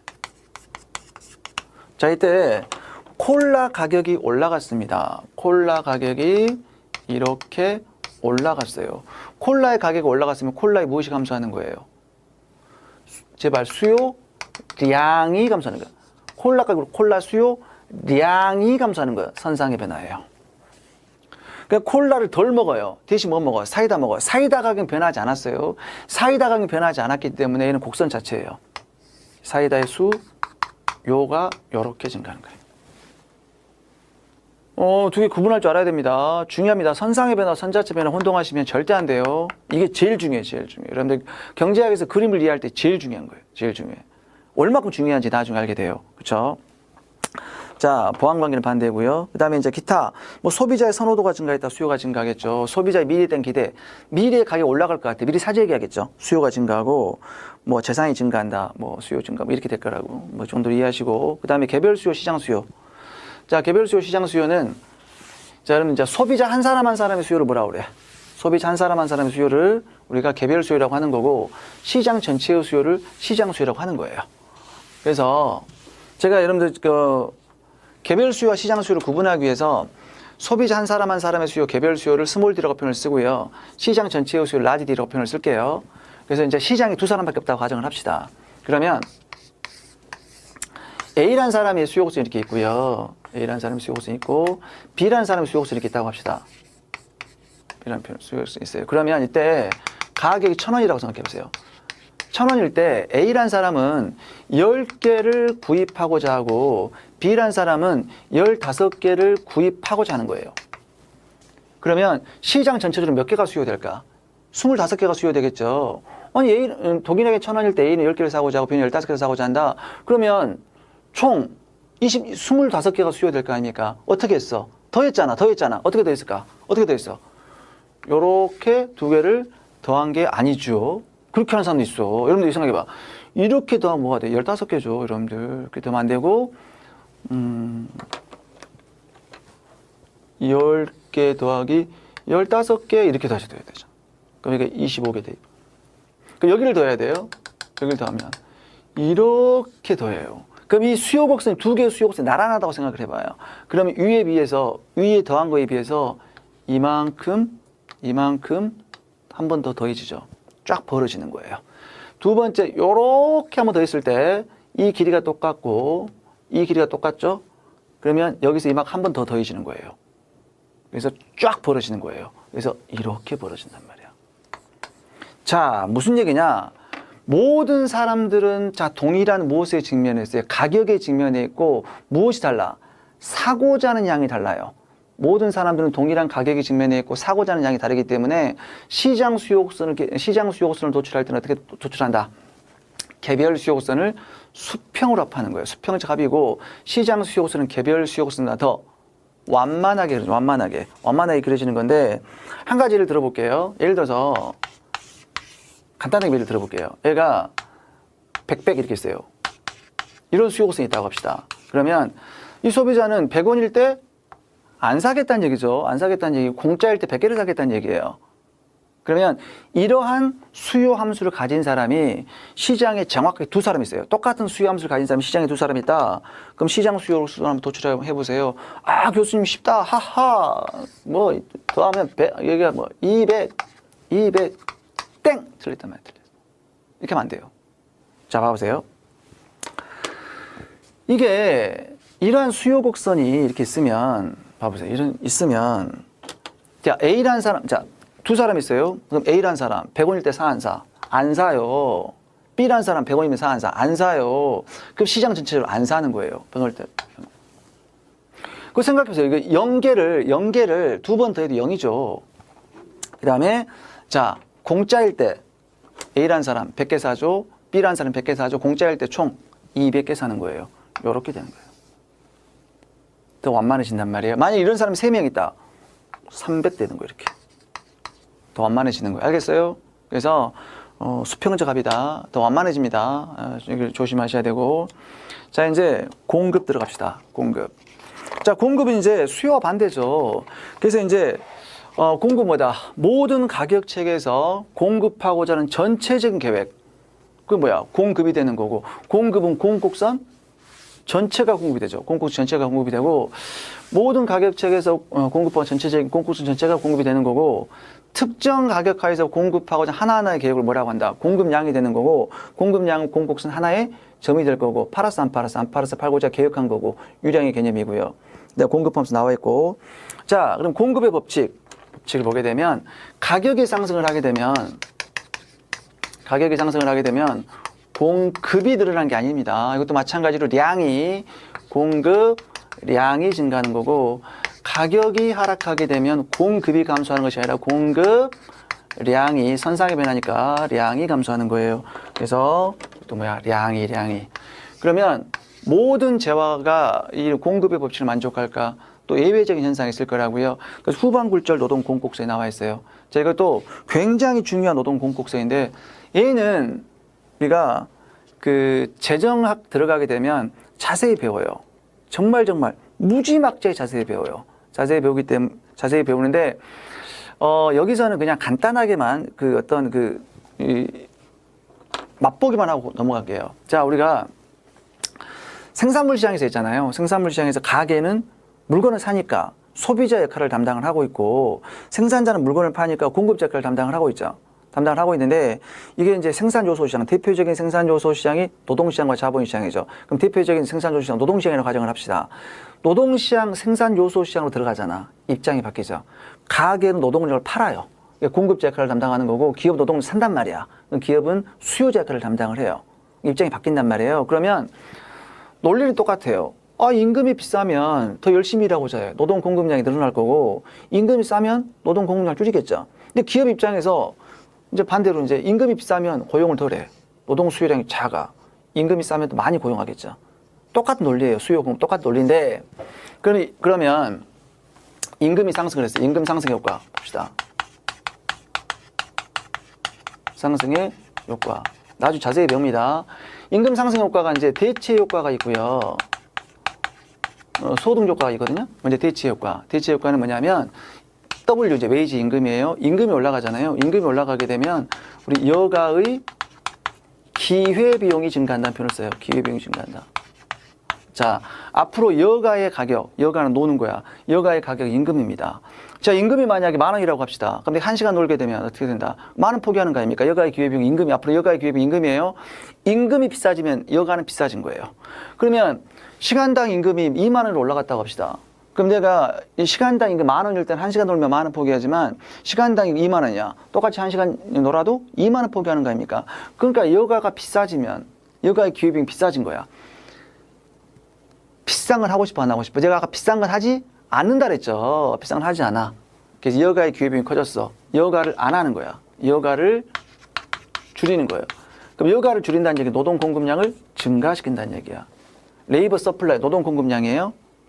그래서 여가를 노동으로 대체했다, 대체 효과라고 하는 거예요. 그런데 여기가 이제 소득 효과도 있단 말이야. 소득 효과. 임금이 올라갔어요. 임금이 올라가게 되면 실질 소득이 증가하겠죠. 실질 소득이 증가를 해요. 그럼 실질 소득이 증가를 했다. 그러면 이제 여가가 증가할까 감소할까? 사실상 알 수 없어요. 이것은 나중에 이제 배우게 되는데 여가가 정상제인지 열등제인지에 따라 달라지거든요. 나중에 배우는데 이제 일반적으로 여가는 정상제라고 합시다. 그러면 정상제인 여가가 증가하는 거예요. 그 여가가 증가했다면 노동 공급량이 줄어버리겠죠. 그러니까 이게 어떤 거라고 생각하면 되냐면, 자, 시간당 임금이 10,000원에서 20,000원 올라갔다고 합시다. 그럼 내가 예전에 1시간 일하면 10,000원 벌었잖아요. 지금 시간당 20,000원이야. 이제는 30분만 일해도 10,000원 벌지. 그러니까 임금이 올라갔다는 얘기는 결국 뭐냐면 예전보다 더 적은 노동 시간으로도 동일한 임금 소득이 가능해요. 그러니까 오히려 내가 여가를 오히려 놀아버리는 거예요. 이해되세요? 그러면 일반적으로 임금이 있고요, 노동량이 있어요. 자, 우리가 가격 변수가 독립 변수일 때는 뭐야? Y축에다가 이렇게 쓴단 말이에요. 그런데 임금이 낮은 상황일 때는 보통 대체 효과가 소득 효과를 압도해요. 그럼 임금이 올라가면 노동 공급량이 증가하는 효과가 감소하는 효과보다 커진다는 얘기예요. 근데 임금이 과도하게 올라가잖아요. 올라가면 오히려 소득 효과가 대체 효과를 압도를 해갖고요, 오히려 노동량이 줄어버릴 수가 있어요. 우리 극단적인 상황을 한번 볼까요? 극단적인 상황. 예를 들어서 시간당 임금이 1억이야, 1억인데 거기서 막 시간당 임금이 1억 1,000원으로 올라갔다고 생각해 보세요. 그럼 그때부터 어떻게 돼? 삶 여유를 찾겠죠. 에이씨, 뭐 임금이 올라갔어? 이제 놀아버리지. 이해되세요? 그러니까 과도하게 임금이 올라가게 되면 오히려 소득 효과가 대체적으로 압도해서 오히려 노동량이 줄 수가 있다. 그래서 후반 굴절 노동 공곡생이라는 너무너무 중요합니다. 이거 진짜로 너무너무 중요해요. 나중에 우리 자세히 배워요. 자세히 맛보기만 공부를 했고, 그 다음에 이제 공급 곡선을 이제 봅시다. 공급 곡선. 자, 여기서 공급 곡선 주시면, 자, 가격이, 자, 이것도 마찬가지예요. 개당 가격이에요. 개당 가격이 100원이면 10개를 판 게 아니라 팔 거야. 개당 가격이 200원이야. 200원이면 20개를 판 게 아니라 팔 거야. 계획이라고요. 이런 모든 계획들을 연결한 게 바로 서플라이 커브, 공급 곡선이 되는 거예요. 그렇죠? 그러면 여기서 자 봅시다. 비싸면 더 팔고 싸면 덜 팔겠다는 얘기인데, 이것도 마찬가지로 개당 200원짜리야. 개당 200원이면 20개를 팔 거야라는 뜻이야. 그러면 20개 팔 때 이 생산자는 개당 200원은 받아야겠다고 생각하는 가격이에요. 그렇죠? 그런데 이제 수요 곡선과 비교를 한번 해보세요. 수요 곡선과 비교를 해보시면, 자, 수요 곡선은 아까 200원이면 10개를 살 거야. 100원이면 20개 살 거야 라는 뜻이란 말이야. 그러면은 공급 곡선의 가격이기 때문에 서플라이 프라이스, 공급 가격이 되는 거고요. 얘는 수요 곡선의 가격이야. 디맨드 프라이스, 수요 가격이 되는 거예요. 그럼 수요 가격은 뭐라고요? 소비자가 최대한 지불하고자 하는 가격이에요. 그런데 소비자가 최대한 지불하고자 하는 가격이 점점 떨어졌어요. 수요량이 커짐에 따라서 소비자가 최대한 지불하고자 점점 떨어졌어요. 왜 떨어진다? 한계 유형이 체감하기 때문에. 한계 유형 단위가 없어. 단위가 없기 때문에 얘를 원으로 환산한 게 뭐야? 마지널 베너핏, 한계 편익 곡선과 일치한다 그랬어요. 그렇죠? 자, 얘는 그러면 공급 가격 의미하는 바는 뭐다? 자, 200원일 때 20개를 팔 거야 라는 얘기는 생산자는 20개를 팔 때 한 개당 200원까지는 받아야 팔겠다. 근데 생산자는 많은 돈을 받고자 한다, 적은 돈을 받고자 한다. 많은 돈을 받고자 하기 때문에 최소한이라는 표현을 쓸 거예요. 생산자가 최소한 받고자 하는 금액이야. 최소한 이 정도는 받아야 팔겠다는 얘기지. 그래서 여기는 최대한 지불할 용의가 있는 금액이고, 얘는 생산자가 최소한 받고자 하는 금액이에요. 그런데 수요량이 점점 커짐에 따라서 소비자가 최대한 지불하고자 하는 금액이 점점 떨어지는 이유는 한계 요인이 체감하기 때문이다. 그런데 그럼 공급량이 점점 커짐에 따라서 생산자가 받고자 하는 금액이 점점 올라가고 있죠. 공급량이 점점 커짐에 따라서 생산자가 받고자 하는 금액이 올라가고 있어요. 왜 올라간다? 한계 비용이 체증하기 때문에 그래요. 하하. 야, 또 한계 비용이라는 개념이 등장하네. 그러면 이제 이것도 중요합니다. 이것도 알아야 돼요. 그래서 한번 볼게요. 이제 이건 어떤 거냐면요. 생산량이 있어요. 이거 생산량이야. 양이 있고, 이거 토탈 코스트야. 토탈 코스트, 총 비용. 비용 있고, 한계 비용, 마지널 코스트가 되겠죠. 또 이것도 한계 비용이 되는 거예요. 그럼 생산량이 0일 때 총 비용이 0이야. 0원 들어가요. 물론 나중에 공부를 하시면 뭐 고정비용이 존재를 하거든요. 근데 고정비용이 없다라고 가정합시다. 그럼 만약에 생산량 하나 있어요. 그럼 비용이 100원 들어가요. 2개 300원, 3개 600원 들어간다고 생각해 보세요. 그러면 물건 한 개를 추가로 생산할 때 들어가는 비용의 증가분이 뭐예요? 한개 비용인 거야. 100원. 이때 하나를 추가할 때는 200원. 이때는 300원 되는 거지. 그러면 첫 번째 물건에 대해서는 자기는 최소한 100원은 받아야 팔 용의가 있는 거예요. 그렇죠? 첫 번째 물건을 내가 생산을 했을 때 비용이 증가분이 100원이야. 그럼 최소한 100원은 받아, 그 첫 번째 물건이 100원을 받아야 팔 거 아닙니까? 근데 두 번째 물건에 대해서는 200원이 더 들어간 거야. 그럼 그 두 번째 물건에 대해서 최소한 200원을 받아야 팔겠죠. 세 번째 물건 300원을 받아야 팔 거라고요. 왜 한계 비용이 체증하니까. 자, 그런데 이제 체증 체감이라는 게 2개 나왔죠. 한계 비용을 체감을 했고요. 한계 비용을 체증을 했죠. 체증을 했는데 일단 왜 한계 비용이 체증합니까? 이걸 또 설명하려면 또 시간이 길어져요. 나중에 우리가 재정학 본 게임 들어가게 되면 말할 기회가 있을 거예요. 일단 머릿속에 여러분들이 이걸 기억해 놓고 있어요. 이거. 자, 경제학에서 있잖아요. 경제학에서 무조건 좀 경제학에서 인간한테 이로운 거 있죠. 이로운 것들은 무조건 체감을 해요. 효용, 이로운 거잖아. 체감해요. 수입, 이거 이로운 거잖아. 체감해요. 나중에 보시게 되면. 수입. 그 다음에 뭐 생산 같은 거, 이것도 이로운 거잖아. 체감해요. 비용은 안 좋은 거죠. 안 좋은 거죠. 비용은 많이 들어간 거 안 좋은 거잖아. 해로운 것들은 체증을 해요. 체증을 하고 실제로 체증합니다. 실제로 체증하고요. 체증해야 해요. 알겠어요? 자, 효용, 여러분들 한계 효용. 체증이 좋을 것 같지? 아니에요. 체감이 좋아요. 그 체감해야 해요. 실제로 체감해요. 비용, 체증해야 하고요. 체증합니다, 실제로. 체증이 바람직해요. 그래서 인간한테 이로운 것들은 체감하고요. 해로운 것들은 체증한다. 한계 비용이 체증하는 거예요. 그런데 아까 우리 얘 같은 경우는 한계 효용 같은 건 단위가 없기 때문에 원으로 환산하는 게 마지널 베너핏이었잖아요. 근데 얘는 뭐야?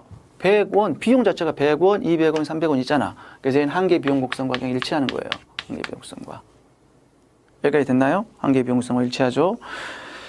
됐죠? 이것도 공급 곡선 읽는 방법은 올바른 게 바로 가격 먼저 읽으셔야 된다. 나와 있고, 또 가격의 변화를 하게 되면 공급량의 변화는 거고, 공급량의 변화는 공급 곡선 상의 변화다. 그 다음에 또 하나 조심할 것은 뭐냐면, 여기. 이게 여러분들, 공급 곡선 위로 쫙 올라갔어. 공급, 증가, 감소. 증가, 감소요, 감소. 왼쪽 같죠? 조심하셔야 됩니다. 그러니까 제가 여러분들한테 공급 곡선을 이렇게 그렸어요. 이렇게. 이렇게 그리면 어떻게 된다? 공급이 감소하겠지만 위로 그리니까 공급이 증가가 안 돼요. 그러니까 여러분들께 위아래 하시면 안 된다는 얘기야. X축이 양이잖아, X축이. 그러니까 여러분들 수요 곡선 같은 경우는 수요 곡선이 이렇게 위로 올라간 게 수요가 증가한 거죠. 그런데 공급 곡선은 아래로 떨어진 게 공급이 증가한 거예요. 그거 조심하셔야 돼요. 그러니까 봐보세요. 자, 소비자가 최대한 지불하고자 하는 금액이 올라간 거야. 소비자가 최대한 지불하고자 하는 금액이 올라갔다는 얘기는 소비자는 더 많은 돈을 지불하고도 그 재화를 구입하겠다. 많이 사겠다는 얘기죠.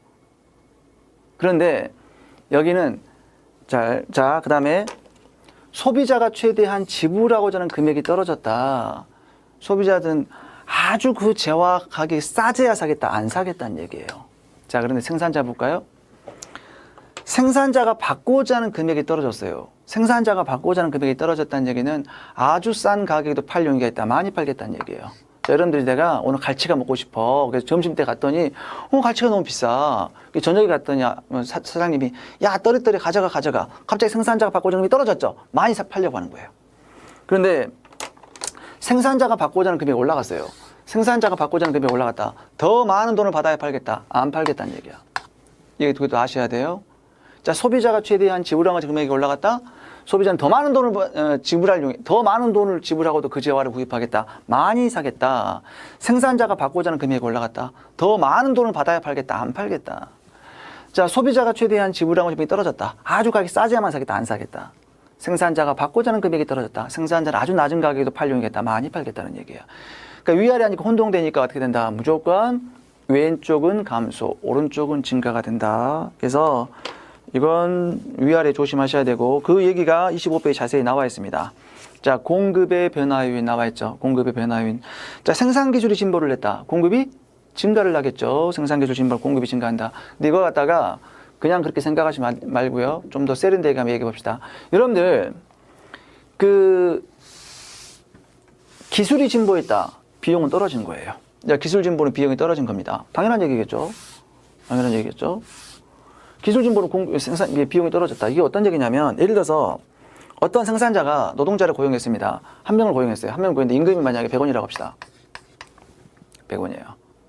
근데 이때 노동자의 생산량이 만약에 생산이 10개야. 10개면 이때, 자, 노동자 한 명을 고용했어요. 임금이 100원이야. 근데 그 노동자가 10개를 생산을 했어요. 생산을 했으면 한 개당 비용은 10원 들어갔죠. 10원 들어간 거 아닙니까? 그쵸? 그런데 만약에 이 노동자의 생산성이 향상됐어요. 생산성이 향상돼 갖고 있잖아요. 똑같이 임금을 100원 주는데 이 생산성이 향상돼 갖고 20개를 생산하는 거예요, 지금. 20개를 생산하게 되면 한 개당 비용은 5원밖에 안 들어가죠. 감 잡으셨나요? 그러니까 기술이 진보가 발생을 했다. 비용은 떨어지는 거예요. 그러면 기술 진보가 발생한 비용이 떨어졌다. 비용이 떨어지면 생산자가 받고자 하는 금액도 당연하지. 생산자가 받고자 하는 금액, 비용이 떨어지면 생산자가 받고자 하는 금액이 떨어질 거 아닙니까? 그 생산자가 받고자 하는 금액이 떨어졌어요. 공급은 증가했다. 그것도 하셔야 돼요. 알겠죠? 그 다음에 여러분들 생산조소 가격이 나와 있는데, 자, 이 생산조소 가격을 설명하기 위해서 좀 시간이 필요해요. 무슨 시간이 필요하냐? 여러분들이 이제 여기서 제가 설명을 드리는 그 설명 내용을 보시게 되면, 아, 경제학에서 말하는 비용이 진짜 진정한 어떤 비용의 개념이라는 것을 뼈저리게 느낄 거예요. 뼈저리게. 뼈가 저릴지 안 저릴지 모르겠지만, 뼈저리게 아무튼 느낄 거란 말이에요. 그러니까 예를 들어 볼게요. 자, 예를 들어서 지가라는 게 있어요. 지가. 땅값, 지가가 있어요. 지가가 만약에 1,000만 원이라고 합시다.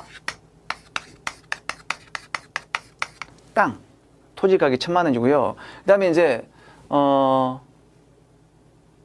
시장 이자율이 만약에 10%라고 하자고요. 10%. 그러면 어떤 생산자가, 이 토지를 필요로 하는 생산자가 이 토지를 사용을 할 때, 자기가 직접 토지를 구입해서 사용할 수도 있고요. 토지를 임대해서 사용할 수도 있겠죠. 그러니까 연 이자율이 10%다. 그 연 임대료가 있어요. 임대료가. 만약에 임대료가 그러니까 임대료가 110이라고 합시다. 110만 원이에요. 그럼 여러분들 이런 상황에서 토지를 임대할까? 내가 토지를 구입할까? 토지를 구입하겠죠. 그러니까 여러분들이 이게 문제가 된다는 얘기야.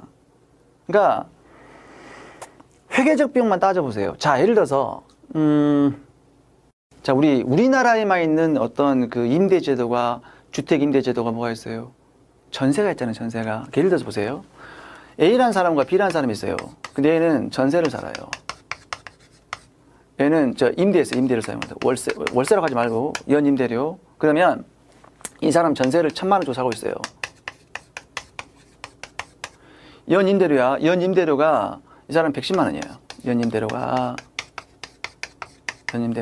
그럼 시장 이자율이 만약에 10%라고 가정합시다. 시장 이자율이. 그러면 대부분의 세입자들은 전세를 선호하죠. 내가 전세금 딱 1,000만 원 묻어놓으면 그대로 가져 나오니까. 근데 그럴 일이 아니란 얘기예요. 예를 들어서 A하고 B가 똑같은 원룸에 살아요. 원룸에 사는데 얘는 전세를 1,000을 살고 있고 얘는 임대를 살고 있어요. 그래갖고 이런 상황에서 아니지. 그게 아니라, 이렇게 하지 마. 이렇게 생각해봐. 90만 원이라고, 90만 원.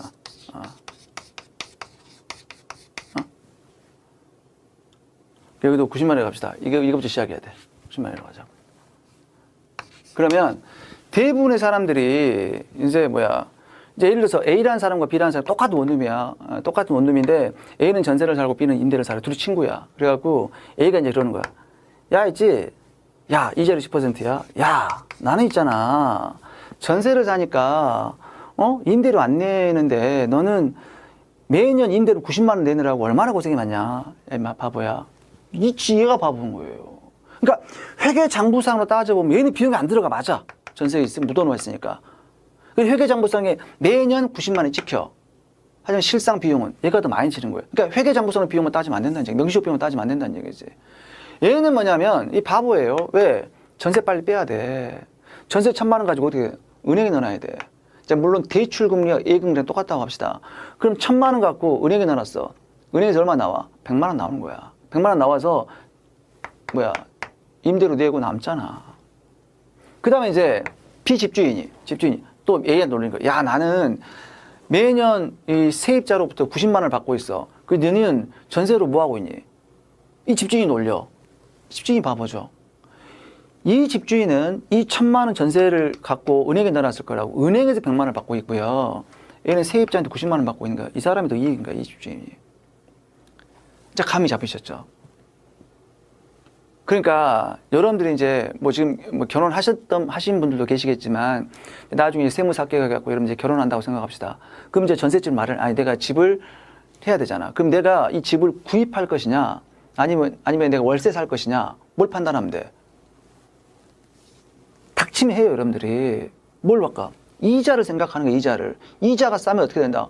차라리 돈을 대출 받아갖고 집을 구입하는 게 낫고요. 임대료가 싸면 굳이 구입할 필요가 없는 거예요. 감 잡으셨나요? 그러니까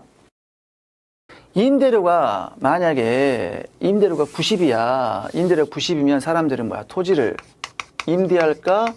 구입할까? 임대하겠죠. 임대. 그럼 개나 소나 딱 토지를 임대해. 그러니까 임대 수요가 증가를 하겠죠. 임대 수요가 막 늘어나다 임대 가격이 올라가겠죠. 임대료가 올라간단 말이야. 임대료가 올라가요. 근데 만약에 임대료 110만 원이라고 합시다. 110만 원. 임대할까 토지를 구입할까? 토지를 이제 구입하는 게 낫겠죠. 아니 토지 돈 있는데 어떻게 구입합니까? 은행에서 돈을 빌리면 되지. 은행이 돈 안 빌려준대. 빌려준다면. 빌려준다는 가정하에서. 그러면 은행에서 돈을 1,000만 원 빌려요. 물론 대출 금리하고 예금 금리 똑같다면 은행에서 1,000만 원을 빌리게 되면 은행한테 얼마 줘? 100만 원 주잖아. 100만 원 주는 거하고 토지 주인한테, 지주한테다가 내가 110만 원 주는 거 어떻게 나? 은행에 100만 원 주는 게 낫잖아요. 그러니까 토지를 구입하는 게 낫단 말이에요. 토지를 구입하겠죠. 그럼 사람들이 임대해, 안 해? 안 해요. 임대 수요 감소. 임대료가 떨어지겠죠. 감 잡으셨나요? 그러면 결국은 이런 과정을 거쳐서 결국은 임대료는 얼마에 결정되는 거야, 임대료는? 100만 원에 결정이 되는 거예요. 하하. 그러면 결국은 그게 뭐냐? 지가 곱하기 이자율이죠. 그럼 지가가 얼마예요? 1,000만 원 곱하기 이자율도 10%하면 안 돼. 10 쓰면 안 돼요. 10 쓰면 또 1억이 돼버린다. 그래서 그럴 리 없겠지. 0.1. 그럼 이제 100만 원이죠. 100만 원이 되는데 이 100만 원이 그걸 받았더니 은행에 대한 이자가 되는 거고요. 근데 그 100만 원이 임대료하고 일치하게 되는 거예요. 임대료하고 일치하게 되고 그 임대료가 결국 뭐가 된다? 토지 임대료 우리가 뭐라고 그래? 지대라는 표현을 쓴다고요. 그러면 이 지가 그 땅 1,000만 원 이 자체를 유량 저량이죠. 저량이고 얘는 비용이야 비용 아니야? 비용 아니라고요. 땅 그 자체가 비용 아니라 그랬잖아요. 그러니까 지대 얘가 결국 뭐가 된다? 유량이 되고 이 녀석이 결국 뭐야? 비용이 된다는 얘기입니다. 비용이. 알겠죠? 그러니까 문제가 되는 건 이거예요. 잘 봐보세요. 토지를 사용하는 유형이 3가지 유형이 있어요. 토지를 임대한 사람 문제가 돼야 안 돼. 안 돼. 회계장부서 잡히니까 임대료 나가니까. 근데 토지를 구입하는 유형이 2가지예요. 은행에서 돈을 빌려서 토지를 구입을 했다. 문제가 돼야 안 돼. 안 돼 해도. 왜?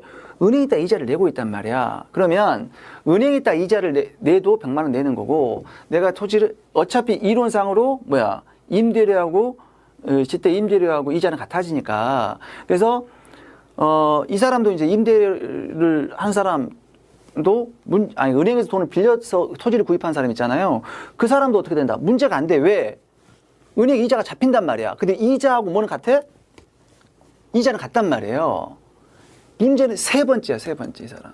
이 세 번째 어떤 사람이야? 지 돈 갖고 지가 산 놈이 문제가 되는 거예요. 자기 돈 갖고 자기가 사는 거예요. 자기 1,000만 원 갖고 자기가 샀단 말이야. 그러면 경제학적으로는 있잖아요. 그러니까 회계장부상으로 비용이 잡혀 안 잡혀? 안 잡혀. 근데 경제학적으로는 비용을 잡아줘야 한단 말이에요. 왜? 합리적 선택을 하기 위해서. 자기 돈 갖고 자기가 샀어요. 어떻게 비용을 잡아줘야 되느냐? 자, 그 1,000만 원을 토지를 구입하지 않고 은행에 넣어놨다면 100만 원을 받죠. 그걸 포기하고 토지 때 묶어놨기 때문에 매년 100이 포기되는 거예요. 또는 이렇게 생각해도 돼요. 그 토지를 다른 사람한테다가 임대를 했으면 임대료를 받을 수 있음에도 불구하고 그걸 포기하고 자기가 사용하고 있는 거예요. 그러니까 경제학에서 어떻게 처리하냐면 지 토지를 지가 지한테 임대한 거예요. 그래서 매년 자기 자신의 토지로부터 임대소득이 발생을 하고 있고 그걸 또 자기한테 지출하는 거예요. 그 소득과 지출이 동시에 발생한다고 보는 거예요. 이게 바로 합리적인 개념이겠죠. 그러니까 만약에 우리가 회계장부상에 나타나는 명시적 비용만 따져버리면 자기 돈 갖고 토지를 구입한 사람은 뭐냐면 비용이 안 들어간 것처럼 보이는 거야. 그렇게 계산을 해버리면 어떻게 된다? 완전히 이자가 굉장히 높아. 그래서 그 이자가 만약에 막 120이야. 임대료는 100이야. 근데 그냥 자기 토지를 구입하고 있기 때문에 자기가 구입하고 있어. 근데 120이 비용임에도 불구하고 비용 처리 안 해버리면 불합리한 선택을 하고 있잖아요, 지금. 왜? 토지를 빨리 매각하고 그걸로 임대하게 놨다는 얘기지. 감 잡으셨나요? 그러니까 어떤 기업이 자기 소유의 건물을 가지고 무슨 뭐 장사를 하고 있다. 자기 소유의 토지를 자기가 가지고 있다. 그럼 그에 대한 정당한 임대료 같은 거 전부 다 비용이 되는 거예요, 비용이. 그래서 제가 아까 서비스 가격 비용이 된다 그랬잖아요. 알겠어요? 그러면 생산 요소라고 하는 것은 생산에 필요한 모든 것이에요. 생산 요소는 생산에 필요한 모든 것이야. 그러면 생산에 필요한 모든 것, 뭐야? 대표적인 게 노동이 있을 거 아닙니까? 노동이 있고, 그다음에 뭐 자본이 있고, 그다음에 토지 있겠죠? 자, 그러면 노동이 있고요. 자본이 있고요. 토지가 있어요. 그럼 노동 가격이 뭐라고 한다? 노동 가격을 우리가 임금이라고 하는 거고요. 자본 가격을 뭐라고 한다? 이자라고 하는 거예요. 이자. 자본 가격은. 그 다음에 토지 가격은 지대가 되는 거예요. 그러니까 여러분들 엄밀하게 따지면 노동 가격이라고 표현을 쓰면 안 되고요. 노동 서비스 가격이라고 표현을 써야 돼요. 임금. 유량이 되는 거고요. 여러분들 아까 그랬죠? 내가 우리 뭐 이 배움 출판사에서 저 카메라를 구입했다. 비용 아니야. 비용 아니라니까. 그에 대한 뭐가 진정한 비용 임대료. 근데 임대료 이자가 같아지는 거단 말이야. 그러니까 자본 가격은 이자가 되는 거예요. 토지 가격이 지대가 되는. 그러니까 우리가 여러분들 엄밀하게 따지면 노동 가격, 자본 가격, 토지 가격이라는 표현을 쓰면 안 되고요. 노동 서비스 가격, 자본 서비스 가격, 토지 서비스 가격이라고 표현을 써야 돼요. 써야 되는데 그냥 뭐 귀찮으니까 노동 가격, 자본 가격, 토지 가격이 하는 거예요. 그러면 여러분들 그냥 그 서비스 가격을 이야기하구나 그렇게 판단을 하셔야 되고요. 그러면 교수님 그러면 기계 그 자체의 가격을 얘기할 때 어떻게 얘기합니까? 그때는 특별하게 우리가 자본재의 가격이라고 표현을 써요. 자본재의 가격. 기계값 그 자체를 의미하는 거예요. 이건 비용이 아니란 말이에요. 저량. 비용이 아니라. 그래서 알겠죠? 그래서 결국은 생산 요소 가격이 많이 올라갔다고 합시다. 그 임금도 올라가고 이자도 올라가고 지대도 올라갔어요. 생산 비용 가격 올라갔어요. 공급이 감소하겠죠. 당연히 공급이 감소하겠죠. 어떻게 좀 세련되게 얘기해 볼까? 어떻게 된다? 생산 요소 가격이 올라갔어요. 생산 비용이 올라갔기 때문에 생산자가 받고자 하는 금액도 올라가겠죠. 공급은 감소한다. 이렇게 알겠죠? 자, 그 다음에 여러분들 정부가 조세를 부과하거나 보조금을 지급했다고 합시다. 자, 여러분들 제가 그 초등학교 때잖아요. 우리는 국민학교였는데 제가 시골에서 자랐는데 그때 제가 1학년과 2학년 때 시골에서 자랐고 도시로 왔거든요. 근데 이제 1학년, 2학년 때 제가 다 반장했어요. 우리 때 반장은 뭐냐면 그냥 뭐 공부 잘하는 반장이야. 1등 반장, 2등 부반장. 요즘에는 무슨 뭐 투표하고 해갖고 무슨 뭐 떡볶이로 매소하고 막 그래가지고 뭐 이렇게 투표하고 그러잖아. 그때는 안 그래. 근데 그 당시에 제가 초등학교 2학년 때 그때 우리 담임 선생님이 있잖아요. 임시교사였어요. 분명 담임 선생님이었는데 담임선생님이 우리 누님이었거든요. 제일 큰 누나. 그러니까 한 집안을 다 말아먹었죠. 아니, 다 해먹었죠.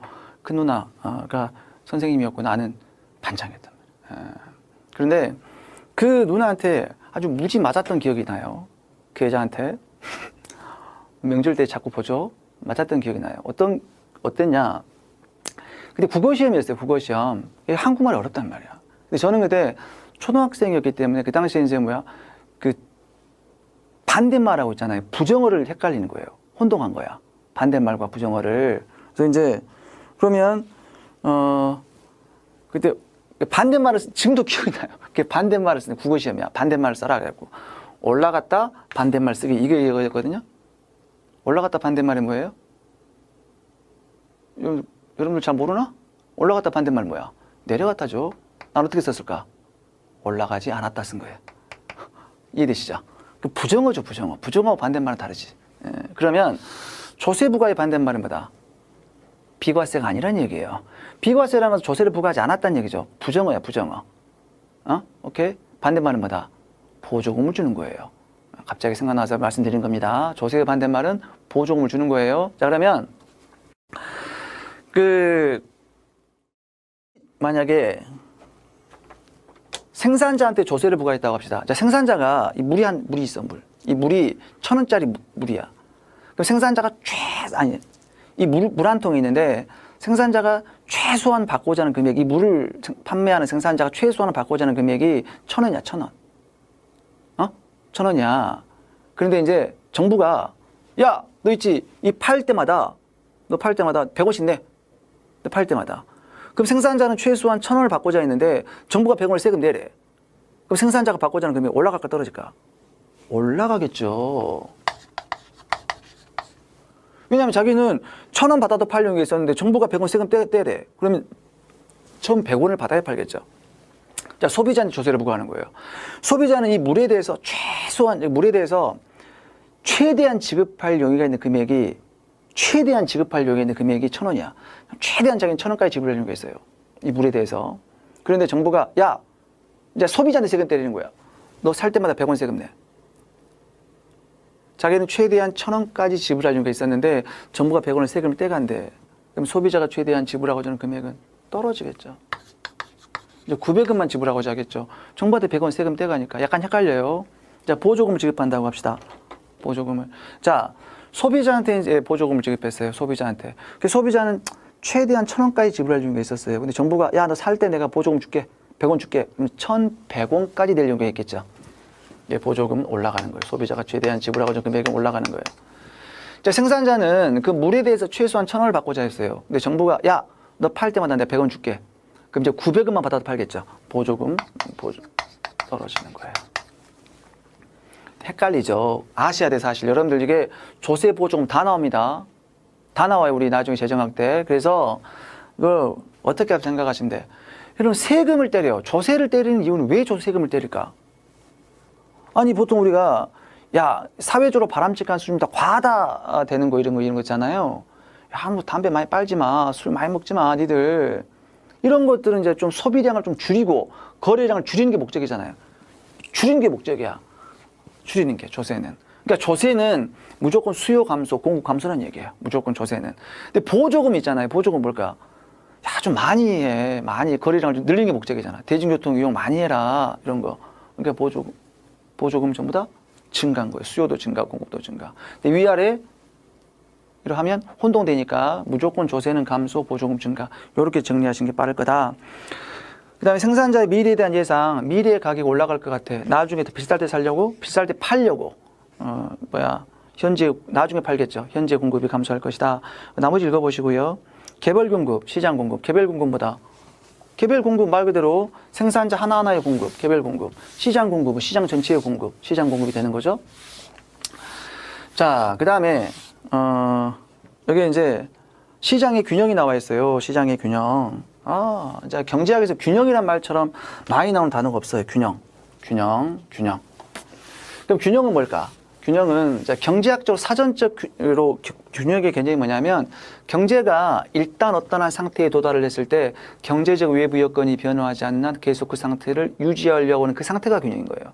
이게 복잡한데? 아니야. 그러니까 양쪽 줄다리기를 해요. 그럼 양쪽 힘이 똑같으면 그 줄이 멈춰있게 이게 균형이에요. 여러분들 시소를 탈 때 양쪽 무게가 똑같은 시소가 멈춰있게 이게 균형이에요. 그런데 그러니까 어떤 경제가 상태에 도달을 했는데 경제적 외부 여건이 자꾸 얘한테 자극을 주지 않으면 계속 얘가 그 상태를 유지하려고 하는 그 상태에 있죠. 이런 게 균형이야. 그런데 경제적 외부 여건이 변화하지 않더라도 지가 스스로 자꾸 변하려고 그래. 이런 것들이 불균형인 거예요. 그럼 자, 시장에 볼게요. 여기가 자, 우리 시장의 균형이기 때문에 이 수요곡선은 개별 수요곡선 수평적 합입니다. 그럼 시장 수요곡선이 되는 거고요. 자, 얘는 모든 개별 공곡 수평을 합한 거 시장의 공곡선이에요. 그러면 그 직관적으로 생각을 하더라도 가격이 과도하게 높아요. 가격이 과도하게 높을 때는 물건이 남아돌까 부족할까? 남아돌 것 같아요. 왜냐하면 가격이 굉장히 비싸면 팔고자 하는 사람은 이만큼 팔고자 하고 사고자 하는 사람은 요만큼만 사고자 할 거 아닙니까? 그러면 공급량의 수요량을 초과했죠. 이걸 우리가 초과 공급량이라고 하는 거예요. 자, 초과 공급량이 존재를 하게 되면 가격이 떨어지겠죠. 자, 그럼 가격이 초과 공급량, 물건이 넘쳐나. 그럼 가격은 떨어지겠죠. 이 불균형인 거야. 지가 스스로 자꾸 떨어지려고 하잖아. 불균형인 거예요. 그럼 가격이 떨어져. 떨어지면 자, 가격이 하락하게 되면 수요량이 증가를 하는 거고 수요량이 변화하는 수요 곡선상의 변화. 아주 강조드렸죠. 그 다음에 가격이 하락하게 되면 공급량이 변하는 거고 공급량이 변하는 곡선상의 변화예요. 그럼 가격이 점점 하락하면 어떻게 된다? 수요량이 커지고 공급량은 감소하겠죠. 그러면서 초과 공급량이 점점 사라지기 시작한다고. 언제까지? 초과 공급량이 완벽하게 사라질 때까지 가격은 떨어질 거라고요. 이게 불균형인 거예요. 가격이 과도하게 싸요. 싸면 사고자 하는 사람은 요만큼 사고자 하고요. 팔고자 하는 사람은 요만큼만 팔고자 하는 거예요. 그렇잖아요. 그렇기 때문에 사는 사람이 팔고자 하는 사람이 많아. 사는 양이 더 많아. 그러니까 수요량이 공급량을 초과했다. 초과 수요량이라고 하는 거예요. 그럼 재화가 부족해요. 재화가 부족하면 가격이 올라갈 거란 말이에요. 경제적 외부 여건이 변화하지 않도록 지가 스스로 자꾸 올라가려고 그래. 불균형이 되는 겁니다. 그래서 이제 우리가 경제학에서 균형을 뭐라고 그래? 균형을. 밸런스 아닙니다. 균형은 이퀴리블리엄이라고 해요. 그래서 앞으로 균형 나오잖아. 균형하게 되면 무조건 E라고 쓸 거예요. 그럼 이제 여기서 이제 드디어 여기에 멈추는 수요량과 공급량이 일치하겠죠. 경제적 외부 여건이 변화하지 않으면 계속 그 상태를 유지하려고 하겠죠. 이게 바로 시장의 균형이 되고요. 이퀴리블리엄 균형이라고 하는 거고 이 가격 있죠. 이 가격은 범상치 않은 가격이야. 그냥 가격이 아니야. 균형을 가져다주는 가격이다. 아래점 J를 붙여서 균형 가격이라고 표현을 쓰고요. 아까 수요 곡선 계획이었죠. 공곡선 계획이야. 사전적인 개념이었어요. 드디어 이제 여기서 거래가 되잖아요. 이게 균형 거래량, 사후적인 개념이 된단 말이야. 이게 균형 거래량이 된다고요. 알겠죠? 자, 시장의 균형 살펴봤고, 그럼 이제 시장의 뭐 어떤 이 균형이 이제 변동을 할 수가 있어요. 시장의 균형이 자 수요가 변동한다거나 공급이 변동을 하게 되면 시장 균형이 변할 수가 있죠. 그럼 시장 균형이 변동을 한번 살펴볼게요. 그런데 여러분들 이제 제가 곡선상의 변화하고 곡선 자체의 변화가 얼만큼 중요하다고 무지막지하게 설명을 좀 드렸어요. 그러면 자, 한 가지 예를 한번 들어볼게요. 한 가지 예를. 제가 이제 이걸 한번 예를 들어봅시다. 예전에 제가 학점은행제를 제가 하고 있거든요. 학점은행제 알죠? 이제 인터넷상으로 시험 보고 거기서 또 학점도 매기고 하는 거 있잖아요. 그래서 이제 의무적으로 거기는 이제 경제학 개론을 제가 강의를 하고 있는데 그때 이제 과제물을 또 내야 돼요. 굉장히 복잡합니다. 과제물도 내야 되고 과제물도 다 인터넷상으로 채점을 해야 돼요. 그런데 제가 그때 어떤 과제물을 냈냐면 지금도 기억이 나요.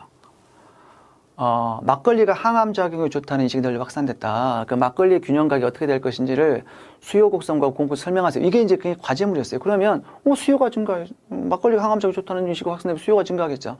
그럼 수요가 증가하니까 균형 거래량 증가하고 균형각이 상승하다 끝나는 거예요. 그런데 이제 보면 인터넷상으로 하다 보니까 막걸리가 항암작용이 좋다. 그럼 뭐 이제 나름대로 이제 여러분들이 나름대로 자기 의견을 표출한 사람이 있어요. 그러면 자기 의견이 반영됐기 때문에 저는 부분 점수를 줍니다. 부분 점수를. 그런데 이런 학생도 있어요. 막걸리가 왜 항암 작용이 좋은 건지 의학적인 분석을 해놓은 사람이 있어요. 논문을 뺏긴 거지. 그 중요하지 않죠. 그리고요, 똑같은 답이 되게 많아. 그러니까 이런 거지. 인터넷에서 항암 타닥 쳐가지고 그냥 드래그 딱 붙이는 거야. 붙여갖고. 그래갖고 막 그 어떤 그림 같은 걸 막 드래그하다 보면 막 깨져서 나오잖아요. 그건 좀 정리를 해서 해야 될 거 아니야. 그냥 그대로 그냥. 그것도 친구끼리 수업한다. 요 답이 요 그대로 있는 거야. 파일 공유해갖고요. 빵점이지, 빵점. 근데 이제 이게 자기 모순에 빠진다는 얘기가 어떤 얘기냐면요. 이런 거야. 자, 봐보세요. 여러분들, 가격이 올라가면 아까 수요량이 감소하겠죠. 그렇잖아. 수요량이 감소하잖아요. 근데 수요가 증가를 했어요. 수요가 증가를 하게 되면 막 사람들 많이 사기 시작해. 가격이 올라가겠죠. 둘은 달라요. 얘는 가격과 수요는 반대로 가는데 얘는 뭐야? 같이 움직이네? 달라요. 그러니까 예를 들어서 이런 거야. 자, 예를 들어 볼게요. 막걸리가 항암 작용이 좋다는 식이 널리 확산됐어. 그러면 자, 일단 다른 건 없어요. 막걸리가 항암 작용이 좋다는 식이 널리 확산됐어요. 그러니까 막걸리가 막 수요가 늘어나겠죠. 수요가 늘어나니까 가격이 올라가겠죠. 막걸리가 뛸 거 아니야. 막걸리 많이 먹으니까. 막걸리가 가격이 뛰니까 사람들이 비싸니까 막걸리 안 먹겠죠. 수요 감소하는 거예요. 또 막걸리 가격이 뛰니까 막걸리 회사들이 막 생산을 늘려. 공급을 증가시켜요. 그래서 그러면 균형이 이전에서 바뀌잖아요. 이게 떨어져요. 자, 막걸리가 항암 작용이 좋다는 식이 확산되다 보니까 막걸리가 폭락하는 기이한 일이 벌어져요. 말이 됩니까, 이게? 그러면 정확하게 한번 해볼까요? 뭐냐? 이거예요. 잘 들어봐요. 중요합니다. 자, 봐보세요. 이렇게 있고요. 수요 곡선과 공곡선 이렇게 있어요. 그럼 여기가 균형 가격에서 결정됐겠죠. 그 막걸리가 항암 작용이 좋다는 인식이 널리 확산됐어요. 그 막걸리 수요가 이렇게 증가를 할 거 아닙니까? 막걸리 많이 먹을 거 아니에요. 수요가 증가를 했어요. 그러면 이 수요 곡선은 사라지겠죠. 수요가 변했기 때문에. 그러면 이 가격하에서, 예전에 그 가격하에서 초과 뭐가 발생을 해요? 수요량이 발생하는 거 아닙니까? 초과 수요량이. 그럼 막걸리 가격이 올라가겠죠. 막걸리 가격이 올라갔어. 올라가면 막걸리 먹어 안 먹어? 이제 안 먹어. 비싸니까. 맞아요. 안 먹는 것은 수요가 감소하는 게 아니라고요. 수요량이 감소하는 거라고요. 이해되세요? 공급이 늘어난 게 아니란 말이야. 공급량이 증가하는 거예요. 이해되세요? 그러니까 여기가 다시 그림 그려보면 결국은 자, 이 점에서 수요가 이렇게 증가를 했어요. 수요가 이렇게 증가를 했어요. 오른쪽 가죠. 수요가 오른쪽 가잖아. 수요가 증가를 했어요. 그럼 초과 수요가 발생을 해서 균형가가 올라가겠죠. 그럼 수요가 요만큼 늘어났고 수요량은 요만큼 줄어든 거예요. 이해되세요? 그럼 수요의 증가분이 수요량의 감소분보다 큰 거야. 최종적으로 거래량은 늘어난 거예요.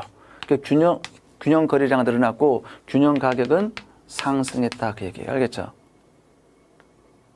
그러니까 봐보세요.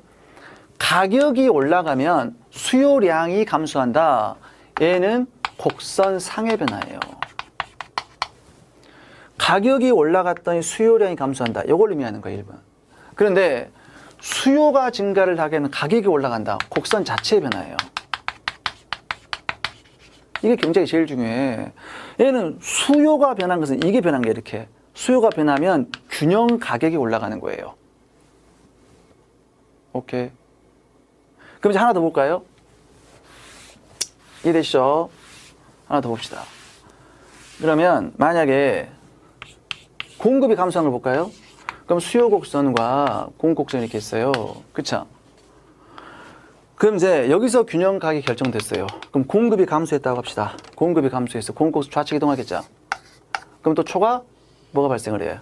수요가 발생을 하겠죠. 그럼 공급이 이만큼 감소를 했어요. 그럼 초과 수요가 발생을 해서 가격이 올라간단 말이야. 그럼 공급량이 이렇게 증가를 하고 수요량은 감소하겠죠. 그럼 공급이 이만큼 감소했고 공급량은 이렇게 증가를 한 거예요. 공급의 감소가 크니까 거래량은 줄어드는 거예요. 그래서 균형점이 이 점에서 좀 변한 거야. 균형 가격 상승, 균형 거래량 감소한단 말이야. 그런데 이제 여러분들이 이제 이걸 대충 이해를 하셨죠. 그런데 우리가 수요하고 공급이 동시에 변하는 게 시험 문제가 나와요. 자, 예를 들어서 보세요. 여기가 그럼 수요 곡선과 공급 곡선 이렇게 있었어요. 그럼 이제 수요가 이렇게 증가를 했고요. 수요가 증가를 했고 공급이 감소했다고 합시다. 그러면 수요 증가와 공급 감소가 동시에 발생한 거예요. 그럼 교차점이 이 점에서 이 점으로 이동을 하겠죠. 그러면 정확한 것은 뭡니까? 확실한 것은 균형 가격은 반드시 상승을 하죠. 반드시 상승하게 되는데 이 수요 곡선의 이동폭과 공급 곡선 이동폭이 어떻게 되는지 얼마큼 더 큰지 모르잖아. 그러니까 이 거래량 불변하시면 안 돼요. 거래량이 변화는 불확실히 정답이에요. 자, 수요 증가, 공급 감소. 그럼 뭐야? 균형 가격은 반드시 상승하지만 균형 거래량이 변화는 불확실히 정답이고 하나만 더 볼게요. 수요 곡선, 공급 곡선 있는데 이제 수요가 증가를 했어요. 수요가 증가를 하고 공급도 증가를 했어요. 수요와 공급이 동시에 증가를 했어요. 그럼 균형 거래량은 반드시 증가를 하겠지만 그 이동폭에 따라서 균형 가격의 변화는 불확실히 정답이에요. 알겠죠? 그래서 곡선상의 변화와 곡선 자체의 변화가 그렇게 중요하다. 경제학에서는. 그래서 얼마큼 중요한지는 여러분들이 공부하시면서 더 뼈저리게 느낄 거예요. 알겠죠? 이렇게 정리를 하시고 자, 다음 시간에 이어서 이제 수요와 공급의 탄력성부터 공부하도록 하겠습니다.